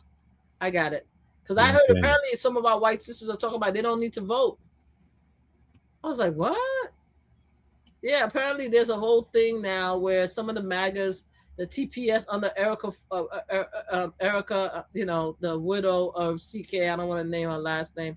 Apparently they had a TPS event where some of the MAGA white wing women were talking about, you know, women should be having more children and everything like that, should be proud to be homemakers and stuff like that. And there was some of the women that were saying, yeah, I don't think I need to vote. I trust my husbands. They can vote for me. I'm fine to doing away with the voting right. I'm like, yo, that's some shit. And I have to tell you guys something that I've learned, and I thank you guys for educating me, because I got to thank my MAGA brothers and sisters. Y'all woke me up. I swear to God, y'all did. I actually thought it was the older generation that was actually voting for Donald Trump and really was feeding into this whole illusion of this new white wonderful world with limited minority impact, with no DEI and stuff like that. And then we no longer have to talk about slavery because black people can't get over it. We want a utopia of whiteness and everybody else is second. I thought it was the older white people that did, but actually it's people my age and younger. And your family, your mothers and fathers and grandfathers and grandmothers and uncles and stuff, they actually taught you guys that you guys are better than the rest of us. That in your whiteness, not only do you carry a beauty and intelligence unlike anything else, but you guys deserve the world. And the fact is that if you don't think like they do and vote for a man who respect your whiteness, then the rest of us is going to take away what is God and is almighty, even though Jesus Christ is black, brown, because he wasn't born in a white, if we believe in Jesus Christ. But your white gods going to give you guys everything y'all want if we just reverse time and take away the rights of black and brown. And the fact is that you feel scared that your whiteness is not being protected because too many white people are integrated with black and brown people, which is diluting the superior race. So this is why you need Donald Trump to reverse the clock and bring you guys back to the time of whiteness and greatness, make America great again.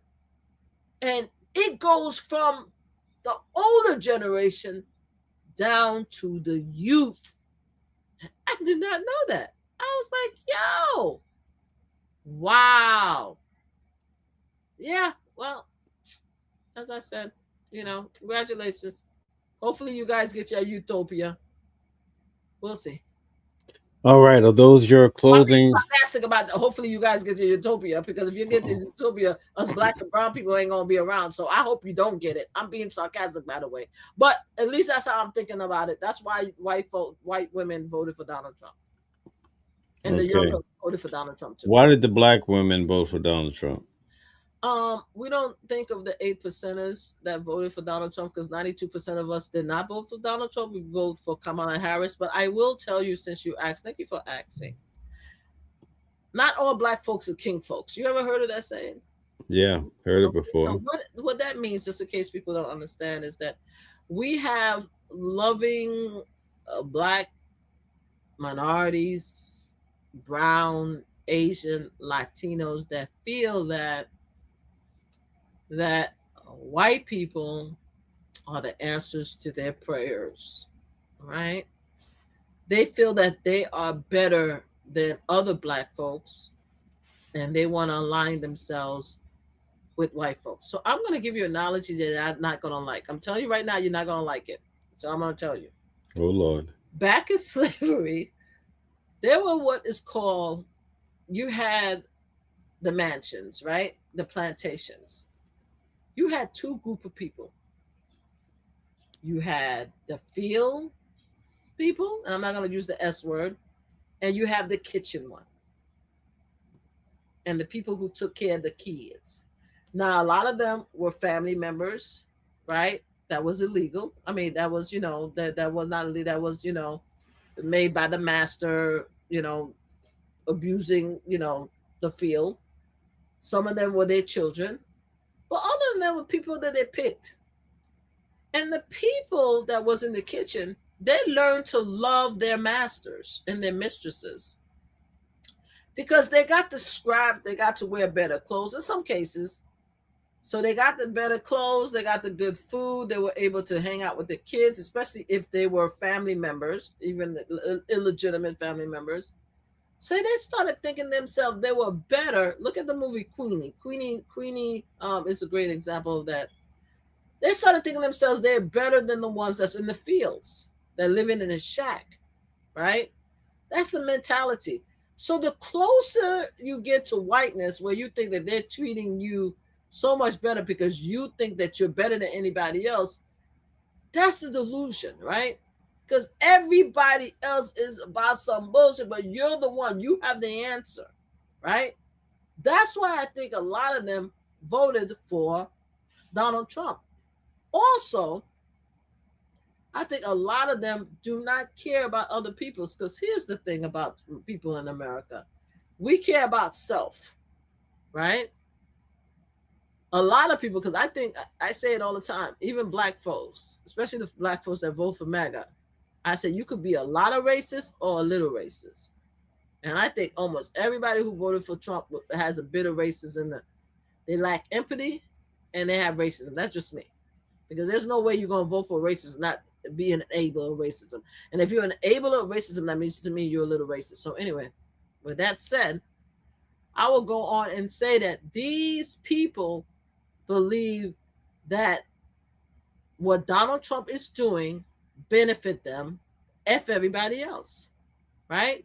So if you think like that and you don't care about the fact that some people don't no longer have SNAP, some people medical, I have a family member right now that the medication that they need is $3,000, right? $3,000. You understand what I'm saying? They don't care about that. You don't care that people are struggling to pay grocery prices. Why should you? Because you could afford it. You don't care that gas prices is high and in our tanks is double the cost. You don't care that it impacts our electricity and stuff like that. You don't care because you live that life and you believe, especially a lot of them are celebrities anyway. You believe that whatever Donald Trump is doing is going to benefit you. F everybody else that is impacted. Right? So that's why there is such a small minority of black women who voted for him, because a large amount of black women, we know what the real struggle is because we've been struggling our whole life. So we know what benefits us and what doesn't benefit us. You understand what I'm saying? So that's why we have that percentage. Any other question now? No, thank you very much for coming on tonight. As always, many enjoy hearing your philosophies of women. Philosophy of voting, yes. And You know why how we the can do it. you know how the Bible says the philosophies of men. You're the philosophies of women. You have Well, all what's your these philosophy? Why do big you think that? ideas. So, sir, before we go, why do you think so many people voted? Let's see, since you're a black male, I mean, I shouldn't identify you. Do you identify yourself as a black male? I identify as a tree. As a tree. Okay, as a tree. Yeah. Tell me why less than 20% of other trees Oh my voted for goodness. Donald Trump. We're really gonna go with this tree analogy. Okay. I mean, you said it. I didn't say it. Well, You said it. I'm going with you. I was just going. I Okay, know so, you are. so I let's know. get serious. What is it now? Why did 20? You believe like less than 18% of black male voted for Donald Trump? Oh, I could tell you that. Okay, I saw a lot of guys comment. I mean, I have a lot of friends that I know of that voted for Trump because they felt like he could bring about a change. They wanted to give him a shot because here's the thing, right? And I don't want to. I'm going to shoot it straight. Okay, I'm yeah, going to shoot it straight. Bush did such a bad job. They put in Barack Obama, right? Everybody's like, we just need a change. We want something different. Let's give Barack Obama a shot. Okay. So it's a similar mentality. Joe Biden showed up and he had a lot of promises, right? One was the student loans. And I'm throughout the process, because in my past life, I was in finance, right? So I hear a lot of even still, a lot of my old clients call me and asking questions, but the dominant factor was the student loans. And so even though Congress or whatever way you want to spin it, a lot of people that fell flat, right? There's a big debate whether it was Joe Biden's fault or we could talk about the others, right? But that was a big issue. I'm just using that as one example. Go ahead. What do you mean by fell flat? Well, a lot of people did not get their student loans forgiven. That was a big issue. I did. Okay, you did, but there was a lot that didn't. No, and the reason why is not because of former President Joe Biden, it's because of Congress stopped it. Okay, so that's what that's. Are you listening to me? Yeah, but they blaming former President Joe Biden when he actually implemented I as just far as said he that. possibly can. I just said that though. Okay, go ahead. I'm listening. Okay, but I just said that. Go ahead. So anyway, so that was a big issue, and then it seemed like Joe Biden was absent, and then we found out maybe it's because of his health, right? Okay, go ahead, speak on it. You seem like you're disagreeing. You want my answer? I'm telling you what I heard from I'm listening. from black men. Go ahead. I'm listening. So a lot of somebody told me, can I interrupt you for a second? I had the same comment. You remember my friend that's a MAGA supporter that voted for Donald Trump? Yeah. She said the same thing to me. We just had this conversation 2 weeks ago, and I hope that she see it. Hey, you know who you are. And I love we've never met in person, but she's a casino channel with me. Wonderful person, wonderful. I love her and her husband. They actually send me Vanessa Williams bags and stuff like that. I hope she don't mind me talking about that. But anyway, I apologize if I outed you. But anyway, if anybody know, they know. Anyway, this amazing couple who are amazing. They are very charitable. They're very good people, I have to say, even though, me and her totally disagree. One of the things that she said to me was the fact that one of the reasons they were concerned was because of Joe Biden. They felt that Joe Biden suffered from dementia, right? His health. I said, he did not suffer from dementia. I said, do you know why? I said, the election was on November 6th. I actually was standing and speaking to former President Joe Biden around October 10th, around that time. Because I went to an event and he was there and he spoke to me. He gave me an award. So, we took photos. It was in recognition of the work that we do with Pew Boot. I said, I stood right there and I looked at the man and we had a full-blown conversation about gun violence and veterans and how veterans support America. He thanked me for my service. So she said to me, oh, people with dementia, they have, and I'm not laughing at you. You're an amazing person. They said they have clarity. They could be around, they could speak in present tense for about an hour and they return. I said, this man did not only have a photo session, he actually was in our event for at least 3 hours and he gave a speech. And it was after they found his son. He found out that his son was being indicted by DOJ. This is why he was late for our event. And he still came. He still showed up. He still had our photo op. He still spoke to multiple people. There were several of us that took photos, and he still gave us a speech. Like, come on, people. Like, I spoke to Joe Biden. Many people spoke to him. He didn't have a medical condition. He didn't have dementia. He didn't have it. So it makes me crazy when people, it makes me crazy. And even if that's the case, and a lot of people, George Clooney, who I hate, decided that he no longer was a viable candidate because he did a horrible job at the debate, and they felt that Donald Trump was so much better. We had Kamala Harris. Let me just. Still wasn't good enough for y'all. But go ahead, man. I'm sorry I interrupted you. So yeah, dementia is out the door. He didn't suffer from dementia or any mental disability because I met the man and spoke to him personally. Go ahead, Mel. What else you want to? Does that make him better because you met him and he gave a good speech? It doesn't make him better, but he was a little late. It put the lies to rest because people have a tendency of talking about shit they don't know. You need to start speaking to people who's actually there. You understand what I'm saying? You need to start speaking to people who actually met with the man, who actually spoke with the man and stuff like that, who knows exactly. The man was as brilliant as he ever was. I'm not saying that the man was not old. Donald Trump is old. I'm not saying that. I'm not saying that he didn't have age. I'm not saying that he didn't slow down. What I'm saying is that he did not suffer from dementia. That's what I'm saying. You brought up dementia. I didn't bring up dementia. I'm saying that you didn't mention it, but people said that he had some disability. That's what they were saying. I was telling you why 20% of black men switched up on the Democratic Party. Okay, so going to the Democrat Party. Why did you brought up dementia? Not me. I thought you said that Joe Biden. You were going into Joe Biden. You were saying something about Joe Biden. And I stopped.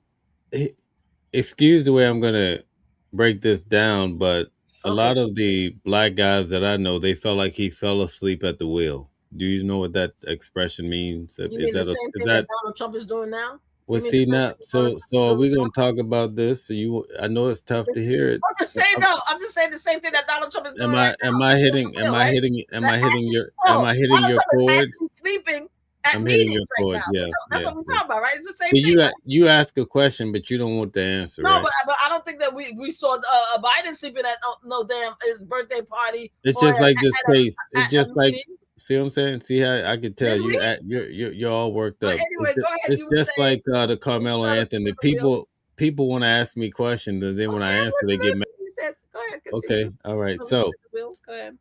all right. So they felt like Joe Biden fell asleep at the wheel. So let me break it down for you. I've never spoken about this, so I'm just gonna. I'm glad Since you you asked, nobody ever asked me these questions, so I you would get like my to. answer.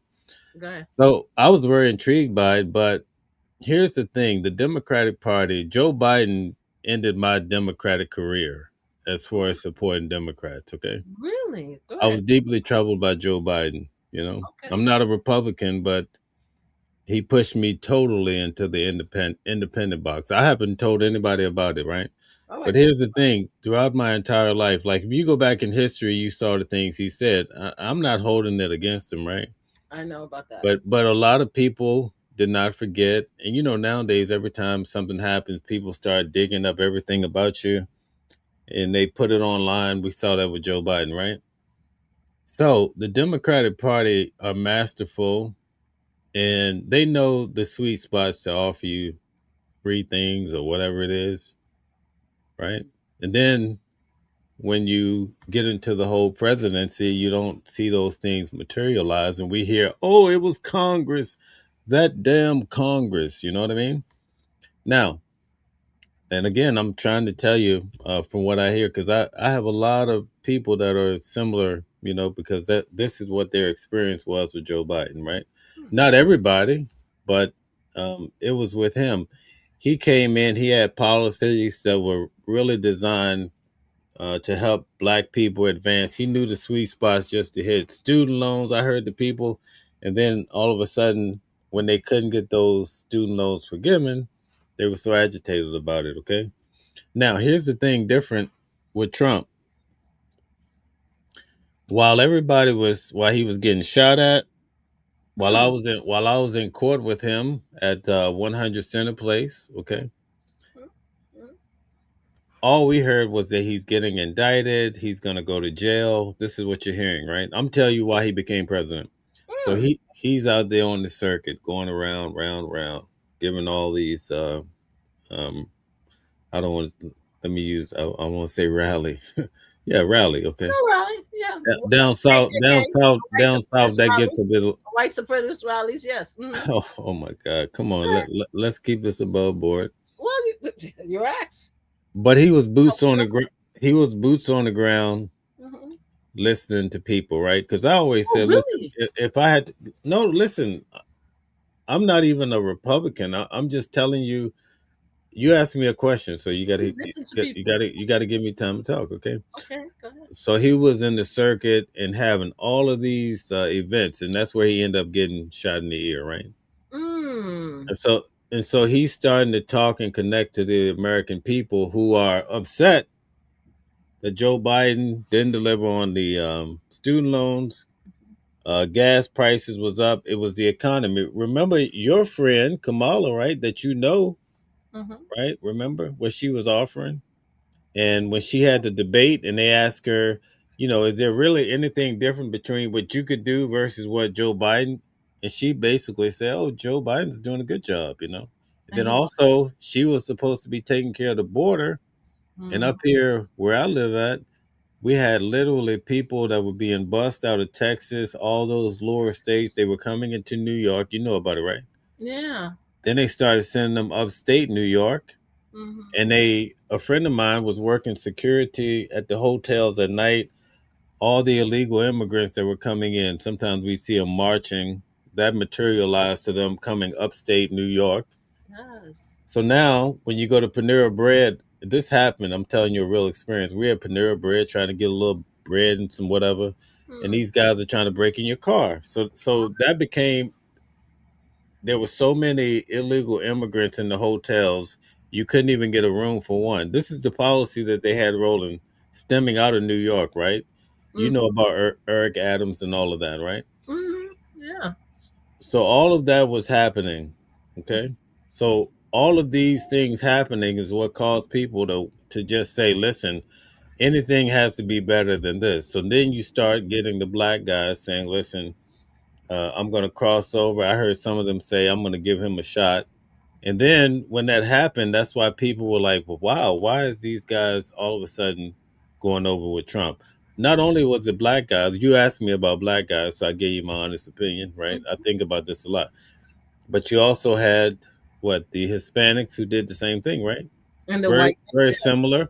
The They love tables turn. The white. table. I'm not saying that these people didn't or haven't experienced the same thing that we experienced with Joe Yeah. Biden. Okay. And that they now want a refund. That could be possible, right? Okay. But I'm telling you, it was a lot of the promises that Joe Biden made that never materialized that caused people. And you asked specifically about black men. That's why they switched over. Nice. Student loans. Most of the promises with the student loan was accomplished. My son, most of his student loans, besides the private ones, were was actually forgiven. Mine were forgiven, and several people I know was forgiven. More was going to be forgiven if it wasn't for the Republican Congress who did not sign off on it. So that's one. Let me ask you a question. I want to ask you Can we finish? Can we? Okay. Go ahead. Go ahead. That? You're right. Go ahead. All right. And then you talk about the fact that a lot of the black people, there was a lot of stuff in the history of and I'm guessing the Clarence Thomas case, in which he supported Clarence Thomas against Anita Hill. I'm sure you're talking about that. And Anita Hill has said that she has moved on and she no longer, because he apologized to her. So you want me to look at the history of him, which I completely disagree what he did to Anita Hill, because he was supporting Clarence Thomas, to SA alleged grape piss president who is on video talking about how he's grabbing them by the PUSSY, who had several legal cases, who has several bankruptcies, who lied about his taxes, who is in the Epstein files over more than thousands of times. You want to equate the character of President Biden, right, to say that black men looked at his history and found him short, where they actually voted for alleged rapist, according to the judge. I'm not saying the judge said it, that his action could be deemed as if he raped Jean Carroll. You want me to believe that these upstanding 18% black male had such a problem with Joe Biden, but they have no problem with the characteristic horny Tushin corn star having relation when his illegal bride had a 3-month-old? You want me to think that they thought this man was better for president than this guy? That's what you want me to think. And they thought about that. Now, we're talking about now a check, the $2,000 check that I'm still waiting for, that I still haven't gotten yet, because apparently that was promised. A lot of black folks felt that was promised. You talk about how the economy was bad under Joe Biden when he was coming out of the COVID epidemic, in which Donald Trump was purely responsible for, right? Our economy has not COVID happened. COVID happened during Biden, right? COVID happened under Donald Trump, as you know, sir. Okay, because he was president. Okay, I had to clarify you. Right? You were going too far left. It was with that. March to November. The election was in November. So from March to November, he was still president when COVID came in. He lied about it, right? Unalived 1 million people. He almost unalived himself, right? Because of it. You talk about the economy. The economy is worse under Donald Trump than it was ever under former President Biden.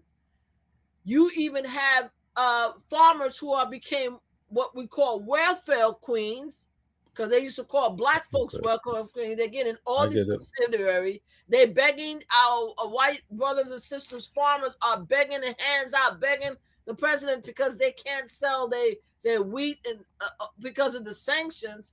So you're talking about all of these things that this man allegedly was supposed to do for us, for them, to the black people, not even for us, for the black folks who voted for him and the white people, that I have not seen anything come to fruition. So they wanted a change, and they got this asinine president. But my biggest problem— Can I ask you a question before you go on? You're going on for a long time now, long time. Okay.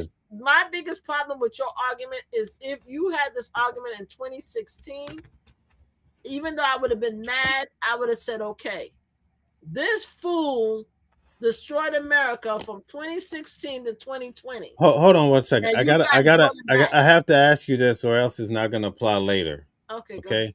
Do you identify as a black man? I identify as a black woman, but thank you. Okay. So your question, right? Your question was, about why did black men switch up for Trump? Right? Yes, and I responded in kind. And I told you things that I observed and I heard from black men, because you said 18% of them voted for Trump, right? And then I answered. So I gave you my answer from my observation of walking life, and I told you I wasn't happy with Joe Biden either, right? Okay, so also a lot of these guys, right? They wasn't ready to vote for Kamala. I'm telling you, you asked me a question, I'm answering for you. Because they didn't. So see what I'm saying? This is the same. This is the same issue, right? Number one, you're listening to see what I'm going to say. That's gonna it hurts you. You can't even take what I'm saying. I'm hearing you. You're asking. Hold on. It's all love. You know how we do it. I know, but you're asking me a question, right? And you're listening to see if I'm gonna. So I can if it's agreeing to what you like and what you love, right? I know you don't agree with me. We didn't agree. Okay, so it's bothering. Listen, it's bothering you, and that's very indicative of a real problem that we have. But check it out. It's not. So let me get this out. Let me get it out. You asked me, right? Go ahead. I'm not saying a lot of these people may have changed their position on Trump, right? But you asked me about a specific time period, and that's what I'm explaining to you, right? So not only was Joe Biden like the reason why they decided to change their minds, but also now you have Kamala, who had a reputation of locking up black men. Oh, that's a lie. And you know okay, that's a lie. It does. Listen. Hold on. Wait. That to be false. So you don't even want the conversation. No. But you don't know. If you're gonna say something, everything else you said, I could take. But I'm telling you, listen. I'm giving. That's false, though. Just because you don't agree, that means it's the words. Hold on. False, you can't even relax and take. You see that this is a common thread. This is a pandemic in this world. We had media channel. Everything else I could give to feelings. Okay, so let me talk then. That was a lie. No. Go ahead. That was a lie. It's a lie to you, but it's not a lie to everybody. Proven. No, Google it. It was proven as a lie. I'm telling you, let me. Okay, you got to really listen now. Factual, it was a lie. That part of it was a lie. Okay, get everything out, because when I start talking this time around, I want to get my words out. Go ahead. Everything else is feelings, but that part about her incarcerating black people, that was found to be a lie. Everything else is about feelings. We still going back and forth. Black men feel a certain way, blah, blah, blah. But that right there was a factual comment that was proven to be a lie. That's what I'm just telling you. So go ahead. Okay, great. So now it's my turn. Beautiful. God bless America. All right. So here's the deal, right? I know it's tough to hear what I'm saying, and it bothers you a little bit, but it doesn't matter if it's true or not. If it's on social media, people tend to believe it. So a lot of people, when they see things on Facebook, they're going to take it, Bill Clinton has 3 heads. Oh my God, I always felt like he had 3 heads. That's what they're going to say, right? So when black men saw Kamala had a reputation for locking up black men, it doesn't matter if it's true or not. Most people are not going to research it. I learned that on a lot of these cases that I cover. Once they see something, and just like you are behaving tonight, it doesn't agree, or it agrees with what they already thought, because you're just trying to confirm confirmation bias. That's what you're looking for. It's human nature, right?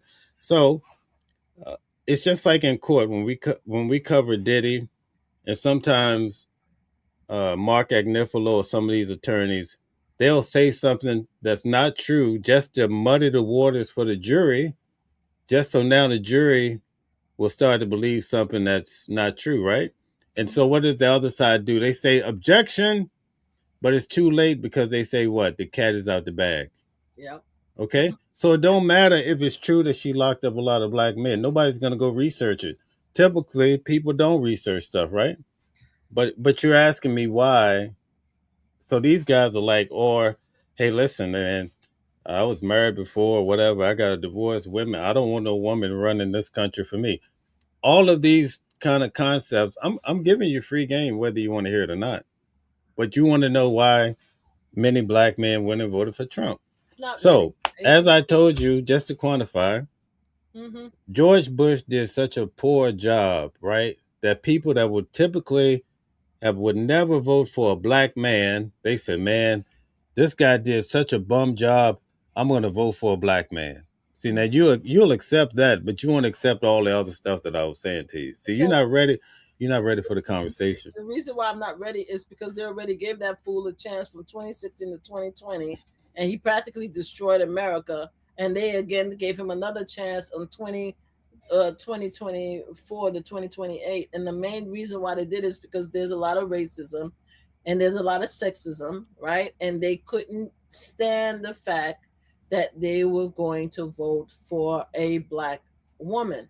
Now, in my opinion, I didn't think Joe Biden should have dropped out. I think that Joe Biden had a better chance of winning the presidency because he's an equally white male than Kamala Harris, even with the bad debate. I thought it was a bad call, and I love me some Kamala Harris.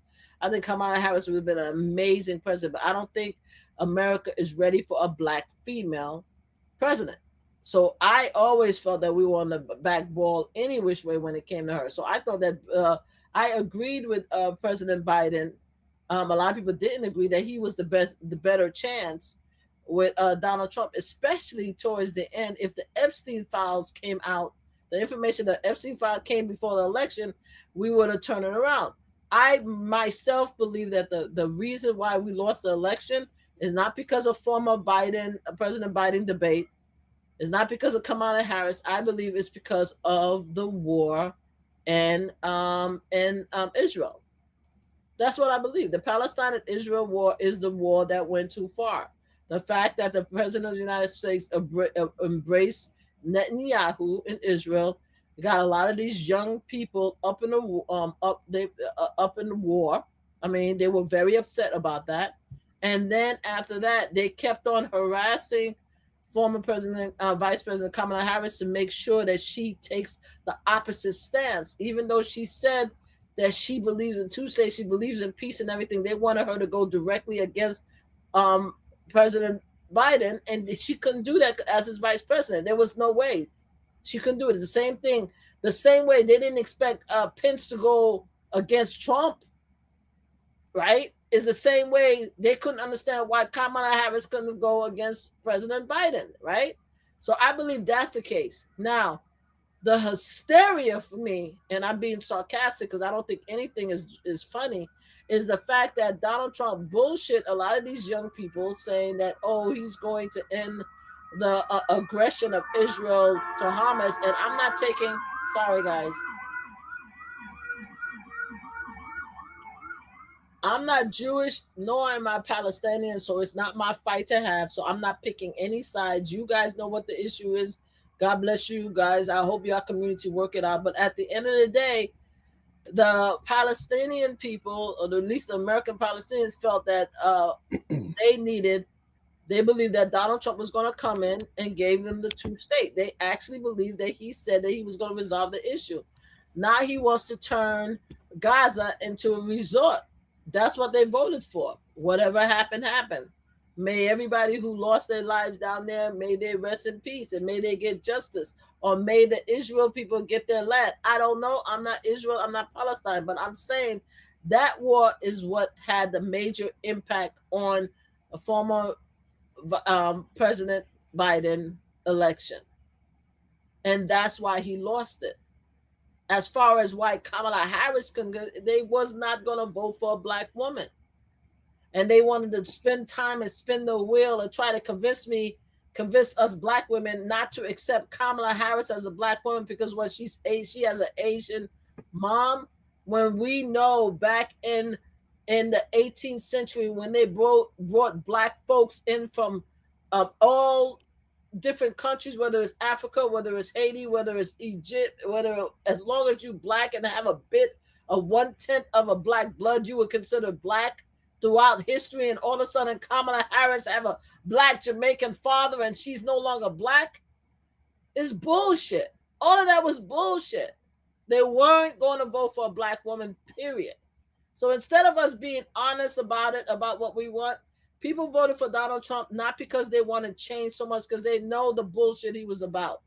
White people voted for Donald Trump because they felt that black people was too uppity. They needed to bring us down a peg. We were having too much rights. Pro-writers did not want people to have,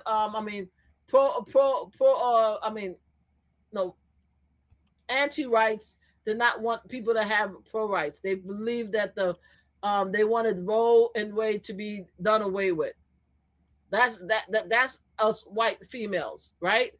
Then you have our white male who's sick and tired of black women and black men advancing at their job. They feel that they need to have all the executive jobs. They were sick of that, right?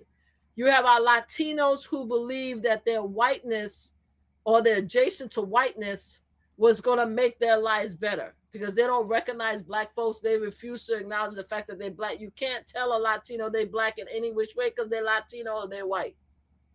You understand? Your Asian people feel, God bless all of y'all. I'm not hating. I'm just letting you guys know. Asian people feel that they're above, a step above black folks. Everybody think they're a step above black folks. And everybody felt that whatever Donald Trump was bringing was not going to impact them. They were going to impact black folks, meaning SNAP, meaning welfare, meaning Medicaid. All of that was going to impact black folks. They didn't realize that predominantly white women in southern countries are the one that need SNAP the most. They didn't realize it were our veterans that needed SNAP and the Medicaid. They didn't realize that it's our white grandma and granddads that need Medicaid and welfare. They didn't realize that. They thought it was black folks. They don't understand that us black females, especially us black females, and our black brothers too, we don't have the luxury of depending on SNAP or depending on welfare or depending on Medicaid. Some of us have 3 or 4 jobs. That's why a lot of us are living through this and we're not as suffering as much as a lot of people think that we should suffer because we lived through this already. We've always lived through this. We always struggle. So having Donald Trump as president, it pisses us off because we think you guys are crazy. But it's not making us struggle any more than we would have struggled any other way because we already went through the struggle. And our lives was better under the Democrats than it is ever over the Republican. So we're pissed off because we know, y'all saw what he did between 2016 and 2020. Y'all didn't vote for him because you think he could do better. Y'all vote for him because you think that he could take away more rights. He could give you guys what y'all want anytime y'all want it. Also, and let me not forget about the transgender people. Oh, Lord. You guys feel that transgender people have too much rights. Y'all did not like the fact that transgender could have access to bathrooms. There was a whole Instagram incident, that TikTok incident, in which a father took his 2 daughters into the bathroom to wash their hands. And this white male, it was a white male, come in there and call the police on the white father who was traveling from Oklahoma to Florida because he has his daughters, I think he said 46 days each year. because apparently he's separate from the mom. So they do a road trip. So he stopped at a quick gas station, and he was not going to send his daughters into the bathroom. His 2 young daughters, I think they were like probably 6 or 7 or 5, 2 little young daughters. He wasn't going to send them to the bathroom with a total stranger. He went into the bathroom. He said he opened the door to check and make sure nobody in there. He's like, hey, anybody in there? He brought his girls into the bathroom. They used the bathroom. He was washing his hand. This white male came in and started freaking out because apparently he's privileged. And he's upset because his white wife and his white mother-in-law, his mom, couldn't use the bathroom. And he's upset because the white guy, so they called the police on the white guy, telling the white guy, you shouldn't be in the bathroom to wash your daughter's hands. You should have let a total female stranger, Melissa, the attendant that was there, I think her name is Melissa. She did an amazing job to de-escalate. She should get an award. But he thought that he shouldn't be in the bathroom, right, with his daughters. Now, of course, he didn't understand the fact that the wife would have sat his ass outside anyway if the girls was using the bathroom, because there wouldn't have been any stall. But no, we don't want to think about that. But this is how people think, right? So you're afraid of even heterosexual male going into the bathroom. You're afraid of transgender. So that's another issue. They want a 2025 project. And let's not forget one final issue that makes me crazy. They wanted Black folks to stop talking about slavery. I'm sorry, I said the S word. They felt we should get over it, and they felt away. And this been in talk about since Paul Ryan. And I thought it was a city argument.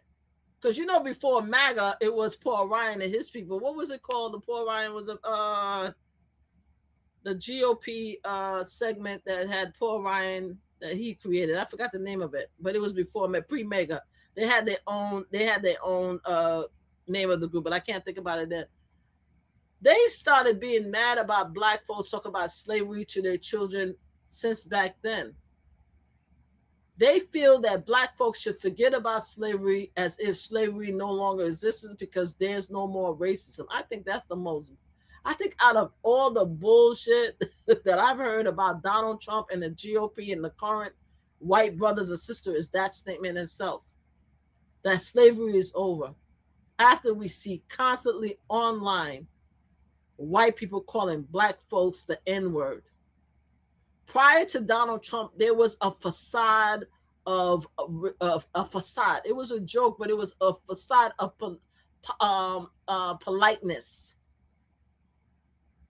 There was a facade of politeness. People wouldn't have dared or even think or be comfortable to even say the N-word with an A. Never mind the N-word with an ER. They're walking around like a bunch of assholes going into Black folks' faces using the ER, whether you're Black or not. Latinos is getting the words thrown at them. Latinos are turning it back. Without them realizing that us Black folks ain't our fathers and our mothers or our past generation, because we're going to put hand and foot in your face. They don't realize that. We ain't our great-great-grandfathers, great-great-grandmothers, they were tyrants. They did that thing because we wouldn't be who we are if it wasn't for them. So we're not taking away anything from the grace and fight that our forefathers did, but we ain't them. We ain't back in 1870. We will put foot to hand in your face. And please don't come at me about the Second Amendment, because that's what a lot of my white brothers and sisters like. Oh, wait a minute now. You got to be careful. The Second Amendment. I'm almost finished. I'm almost gonna land my plane. If you touch us, we have the Second Amendment. Well, we have the Second Amendment too, bros and sis. You understand what I'm saying? We in different times. So they don't like the fact that poor, innocent, beautiful, innocent-minded children have to listen about Black history or have to listen about the fact that people have 2 dads and 2 moms. It's wrong. They're too young. That's why they voted for Donald Trump. Not because they thought that Donald Trump was the answer to their prayers, that it was going to bring down the economy and stuff. That was all bullshit. They want to reverse time when the whiteness was the answer to all of our questions, where black and brown people was not as considered in society, where we knew our places. That's why. So all this other stuff that you told me, I appreciate it. I really do, Mel, but that's not the reason. It's not the reason. Time. It's not the reason. They're not the reason. So, That's not so reason tell us what the reason is. I just said it. I'm not gonna repeat myself. I just gave you a whole narrative of why people voted for Donald Trump. No, not people. Your question was black men. As far as black men, right? That was your question. Yeah. Black men would have been comfortable with voting for former President Biden, right? They would never, most of 18% of black men would not have voted for Kamala Harris because she is a female. It has nothing to do with what some of them, the celebrities, I would say that the celebrities that makes millions of dollars, they thought that Donald Trump tax break was going to help them out. Also, I have to blame Kim Kardashian because she went into this bullshit where she's trying to tell black folks that Donald Trump was going to change the incarceration laws that was going to help black folks. Black men are still being arrested. The only black men that's being let go is the celebrities that have millions of dollars that he's pardoning. The changes that was made that Kim Kardashian implemented did not help regular black folks. It helped people that was connected to celebrities or people that Donald Trump wanted to profile as Uncle Ruckus and Auntie Ruckus in his election. So I think Kim Kardashian did us a big injustice when it comes to that, because I need to know, because she failed in her law school. But sis, you were supposed to continue with this whole incarceration changing the rules and the laws to get most of our black folks who are actually in jail for minor offenses like drugs and marijuana. You're supposed to be doing that. I don't see you at the White House kissing Donald Trump behind to get more of our black folks out of jail. So she was another one. It was all about a facade and some bullshit. They voted for Donald Trump because they feel that they wanted their life to be better.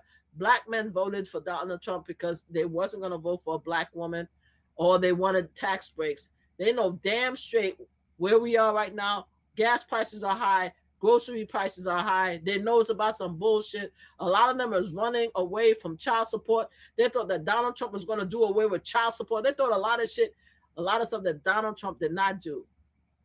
That's where we at. Did I answer your question? You answered my question. Thank you.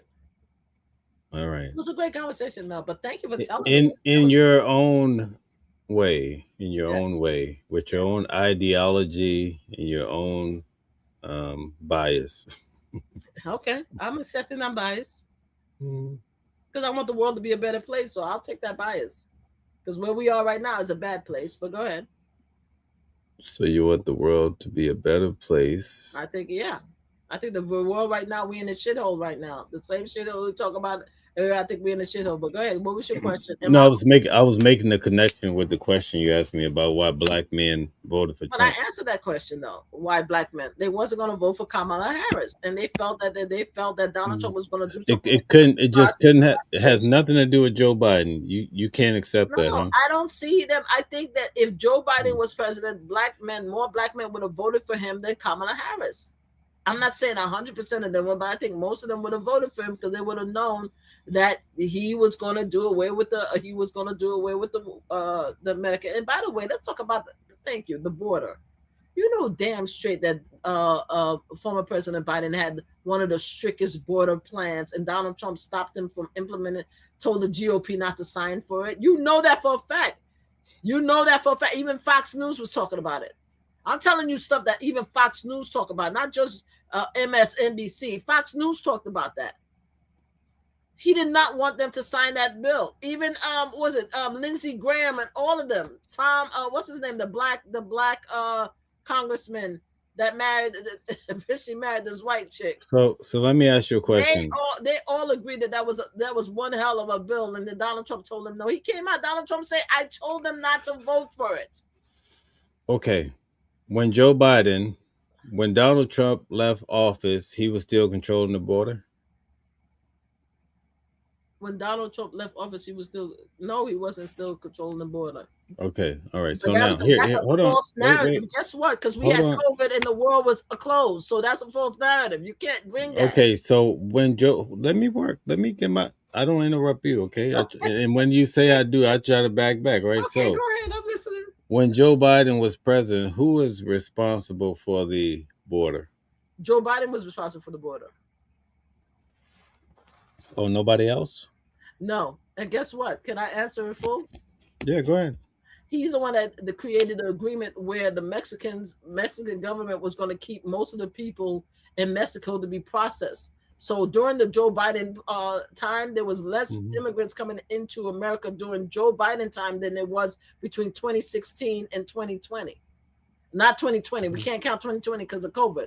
So that worked when he created that deal. It wasn't Donald Trump that created that deal that everybody had to be processed in Mexico. It was Joe Biden. Okay. All right. So who was the only reason that the Texas governor and the Florida governor sent those immigrants and they lied and put them in the car and the bus to bring them to the blue state is because it was a PR. It was a PR plan.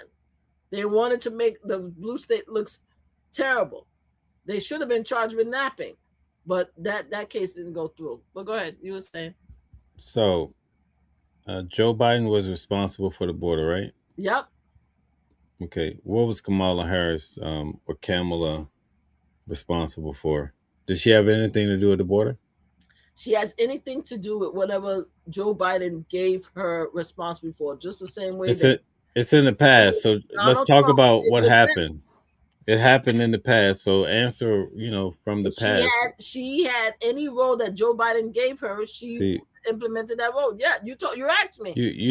Joe Biden gave her that role. Then she had the duty to follow what Joe Biden told her to do. The same way as JD Vance has right now. Did you hear what Donald Trump said? That if this plan doesn't work with Iran, right? If it works with Iran, he's going to take credit. But if it doesn't work with Iran, he's going to blame JD Vance. Did you hear Donald Trump said that to the reporter today? Yeah. So it's the same deal, right? You're hedging your argument because you don't want to admit that Kamala Harris was not holding her agreement when it came to the border, right? How she's not holding her agreement? She did the same. She did the job again. Okay. Well, the least amount of they kept on saying over and over again, a hold of people, like millions of people was coming through the border, and they did not come through the border. Okay, so let me ask you this last question. So in my local area, where all the illegal immigrants or what have you, whichever way you want to frame it, when they were overloading the hotels, right? All of that, you're gonna. So we are helpless in New York. We blame Texas. Helpless. You have to blame who's ultimately responsible for that? The governors of Texas and the governor of Florida, because they the one that put these people in the bus and brought them to the blue state because we had asylum. They wanted to teach us a lesson. So you got to blame them because if that was their responsibility. If we had now turned around and put the same people back on the bus and sent it back to Florida and Texas, then we would have been wrong, right? We would have been wrong, right? Okay. All right. So we have to agree to disagree. I get it. No, answer the question. If we had turned around, because a lot of people wanted the mayor of the blue states and the governor of the blue state to put these people back on the bus and send them back to Florida and to send them back to Texas. That's what we wanted. They wanted the blue states not to accept these people in. That's what they wanted. They wanted us to deny it so that they could show and point fingers and see, you see the mayor, because if they did the reverse, right? And the mayor said, we refuse to accept the buses, then they could turn around and say, you see, they're just like us. They don't want them in their state either. They want to push off the trouble. So they couldn't win for losing. They didn't win, accepting them. They didn't win, sending them back.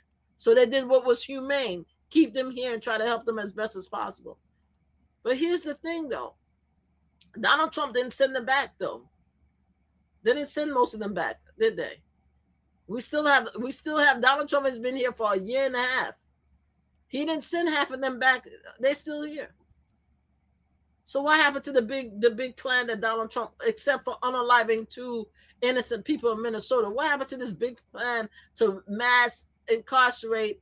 And now what he's doing now is he putting them into these detention centers where they're not getting medical help, where people are unaliving, they're not getting fed, they're not getting clothed, they're not able to take baths. He's putting them in detention. He's not shipping them out. He's not gathering them and do a mass exit like he promised. Okay. So what happened to that? Why is he failing? Why is he not? Why is he failing? According to Fox News again, he's failing on his promise to get rid of all these immigrants. He fell on that. Slice of cake, right? His czar. Slice of cake. He fired his czar. He fired his brother czar.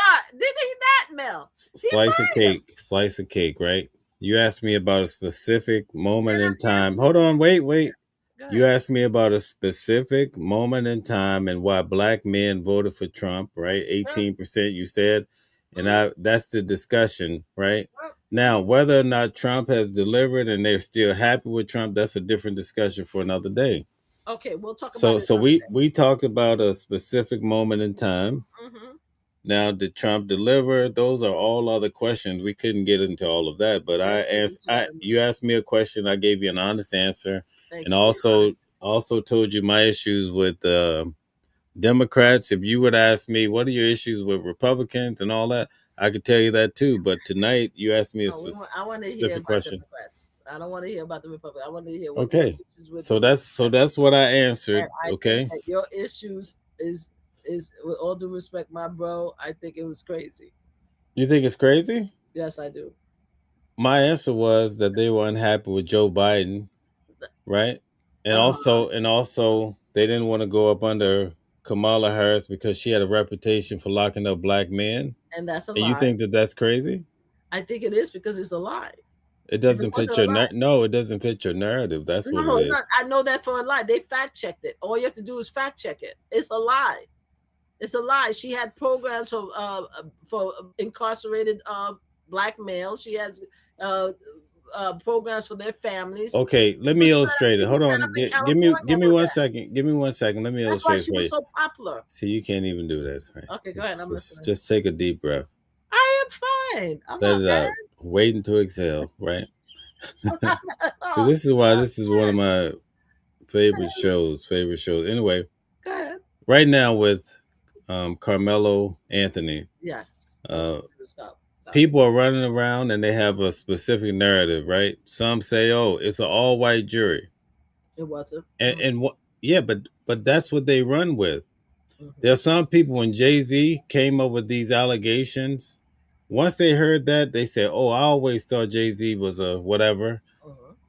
True. When they came back around that he wasn't involved, a lot of those people never heard that part. Or they didn't want to hear it because they already had a particular narrative. Yeah. Okay. So that's my point. And I get it, and I get your point, and I appreciate your point. And I'm listening to your point, and I'm hearing your point. What I'm saying is that Donald Trump is the one that created alternative news. Donald Trump is that created at least his press secretary, alternative news, right? Alternative facts, in fact. She created fake news. They all did that. We no longer live in a world of facts.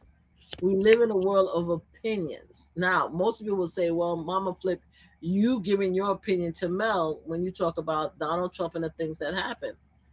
My thing is that I'm actually almost everything I say, if not everything I say, could be factually checked. Everything I say could be factually checked. I've been doing this a very long time. Very, very long time. Yo, check this out. Hold on. Yes. Kevin says she's telling 2 lies a minute. Which one? My attorney, Calvin? Maybe. No, if that's my attorney, tell my attorney, Kelvin, to come up. If that's my attorney, Kelvin, don't let me have to cuss out my attorney, Kelvin. If it's another Kelvin, I don't know. No, not Calvin from the show. Kevin. Okay. I don't know that Kelvin. I don't give a damn about that Kelvin. I thought it was my attorney, Kelvin, because we were about to have a conversation. It was about to be another hour of arguing with him. No, I gotta go now. We hit the 3-hour mark. And I'm telling you right now, everything I said, you could clip it up You could go to ChatGPT and you could check it. I've been doing this work for a lot of years. A lot of years. I'm not talking about stuff that at the top of my head that I read about. I'm talking about that I am politically connected, been part of a political party for a long time. I know the good things that Democrats have done. I also know the bad things that Democrats have done. Right? I could tell you one thing that's very heartbreaking right now that the Democrat has done that pissed me off. You understand what I'm saying? But everything I tell you is based on facts. A lot of stuff that you guys are feeling is based on feelings. A lot of you guys felt that the white community was not being respected any longer, that the race was being diluted, things was being taken away from them that you wanted to keep. You didn't care that other people lost their rights as long as you kept yours. That's it. That's just the way it is. Because there's no other explanation why you would vote for this cretin. He's the worst type of human being that you could put in office. The worst type with his record. There's no way. There's no redeeming quality when it comes to that. This is the worst human being. But you guys will say that even though he's a piece of crap, and I've had white people say it. Well, I had a live where they were like, yeah, he's a piece of shit, but he's my piece of shit. That's what you said, right? That's what they was told to me. So y'all prefer to vote for a piece of crap because he could give you what you want. And that's what it is. We got to close it out. We've been going a long time. But thank you. I've been doing these lives all week. I'm I know. I'm at the end of my journey. I was thinking of taking today off because I had a celebration. I'm in my orange and blue. It was a great event. I was out there. You were there? Oh my God, I didn't know that. How did you enjoy it? I couldn't even walk. It was so packed out. It's just I'm glad I enjoyed it. I enjoyed it though. You didn't tell me you was Of course. I'm not a New Yorker. Of course, I know that, but I didn't know you were coming. You have a weird bias. You're not looking at me as a New Yorker. You should have told me you were coming. I could have got you close. How you far guys, were you? You could have met me. I got my son all the way near City Hall. Oh, okay. I was able to get us all in. You could have told me. I could have got you in. Why didn't you tell me? I think you have a bias. Oh my God! You look at it. Inner city versus upstate. You guys have a bias. No, I'm so glad you came. I'm glad you felt it. Did you feel the environment? Did you felt? Yeah, it beautiful. And this is the sales service was terrible. But anyway, we gotta wrap this up because this has been a long. I do want to end by saying that the Knicks brought a lot of us together in all political parties and stuff like that, and I love that about the Knicks. Like, I was hugging people I never met in my whole life. It didn't matter. What? And that's how the world we as Black folks should be cautious because a lot of messed up stuff is happening. But I love the fact that the Knicks was able to bring all New Yorkers, including Staten Island, together in this victory. It was a beautiful moment, and I loved it. That's all I wanted to say. All right. Thank you very much. I appreciate you. Nice to have you on the show today. I'm going to close out. Slots, guys. Join the Mama Flip Slots. I'm going to go live on Slots tomorrow with Grandma Flip, and her birthday is next week. So please join us. Okay. I'll have to make sure I get her something for her birthday. I want to say she's a horrible speaker. We should do a poll. Okay. This is painful. Oh, poor Tito. So let me close out the show. All right. Yes, please do. Briefly. I want to thank everybody for tuning in tonight. There's so many divisions throughout the United States. I could list 1 million of them if I had the time, right?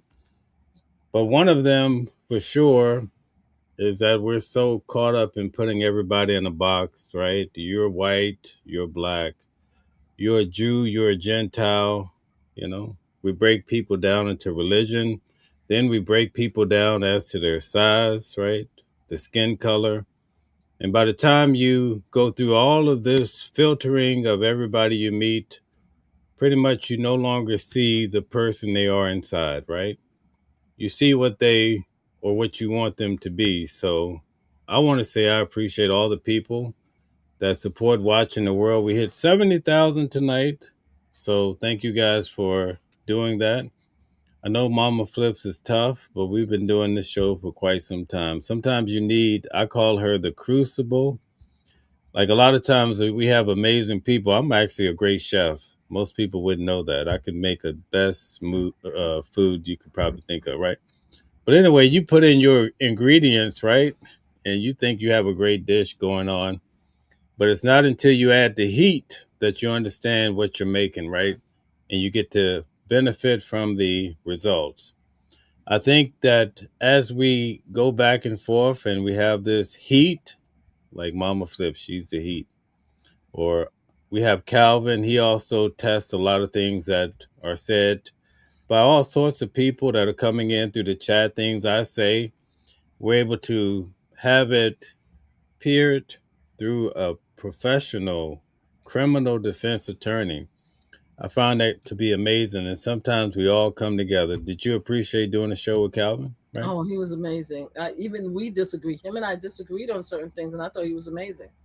All right. So my message to all of you guys, everybody is welcome here. I only ask that you respect one another because we talk about some tough subjects. Over the last week and a half, we talked about Carmelo Anthony. That's a tough case. A lot of us are trying to still figure out what happened in regards to this case, and each side has their own theories on it. But great conversation between us, that's how we can elevate and sometimes come to a reasonable conclusion about what happened. And that's why we have these tough discussions. That's why we keep bringing Mama Flips back, even though some people get their feathers ruffled, right? Why do you do that, Mama Flips? Tell us, why do you do it? One sentence. I gotta be honest. Okay, all right. So she has to be honest. Okay, so we're gonna keep her. You guys have a great night. We'll see you guys back tomorrow. News at noon. It was a great night. We went 3 hours. Why did you keep me for 3 hours, Mama Flip? What's wrong with you? Okay, so she can answer with one sentence, right? But sometimes it's more difficult than life can bring. Thank you guys. Have a good night, and thank you, Mama Flips. You're far too kind. Different voices, but the same song. Living a world where we all belong. Kindness leading the way, breaking the chains. In the symphony of love, the theme remains. Embracing diversity, brighter days in sight. Watching the world sharing love and light. Hearts beating as one in our peaceful flight. Colors of harmony, painting the night. United we stand in love's pure might.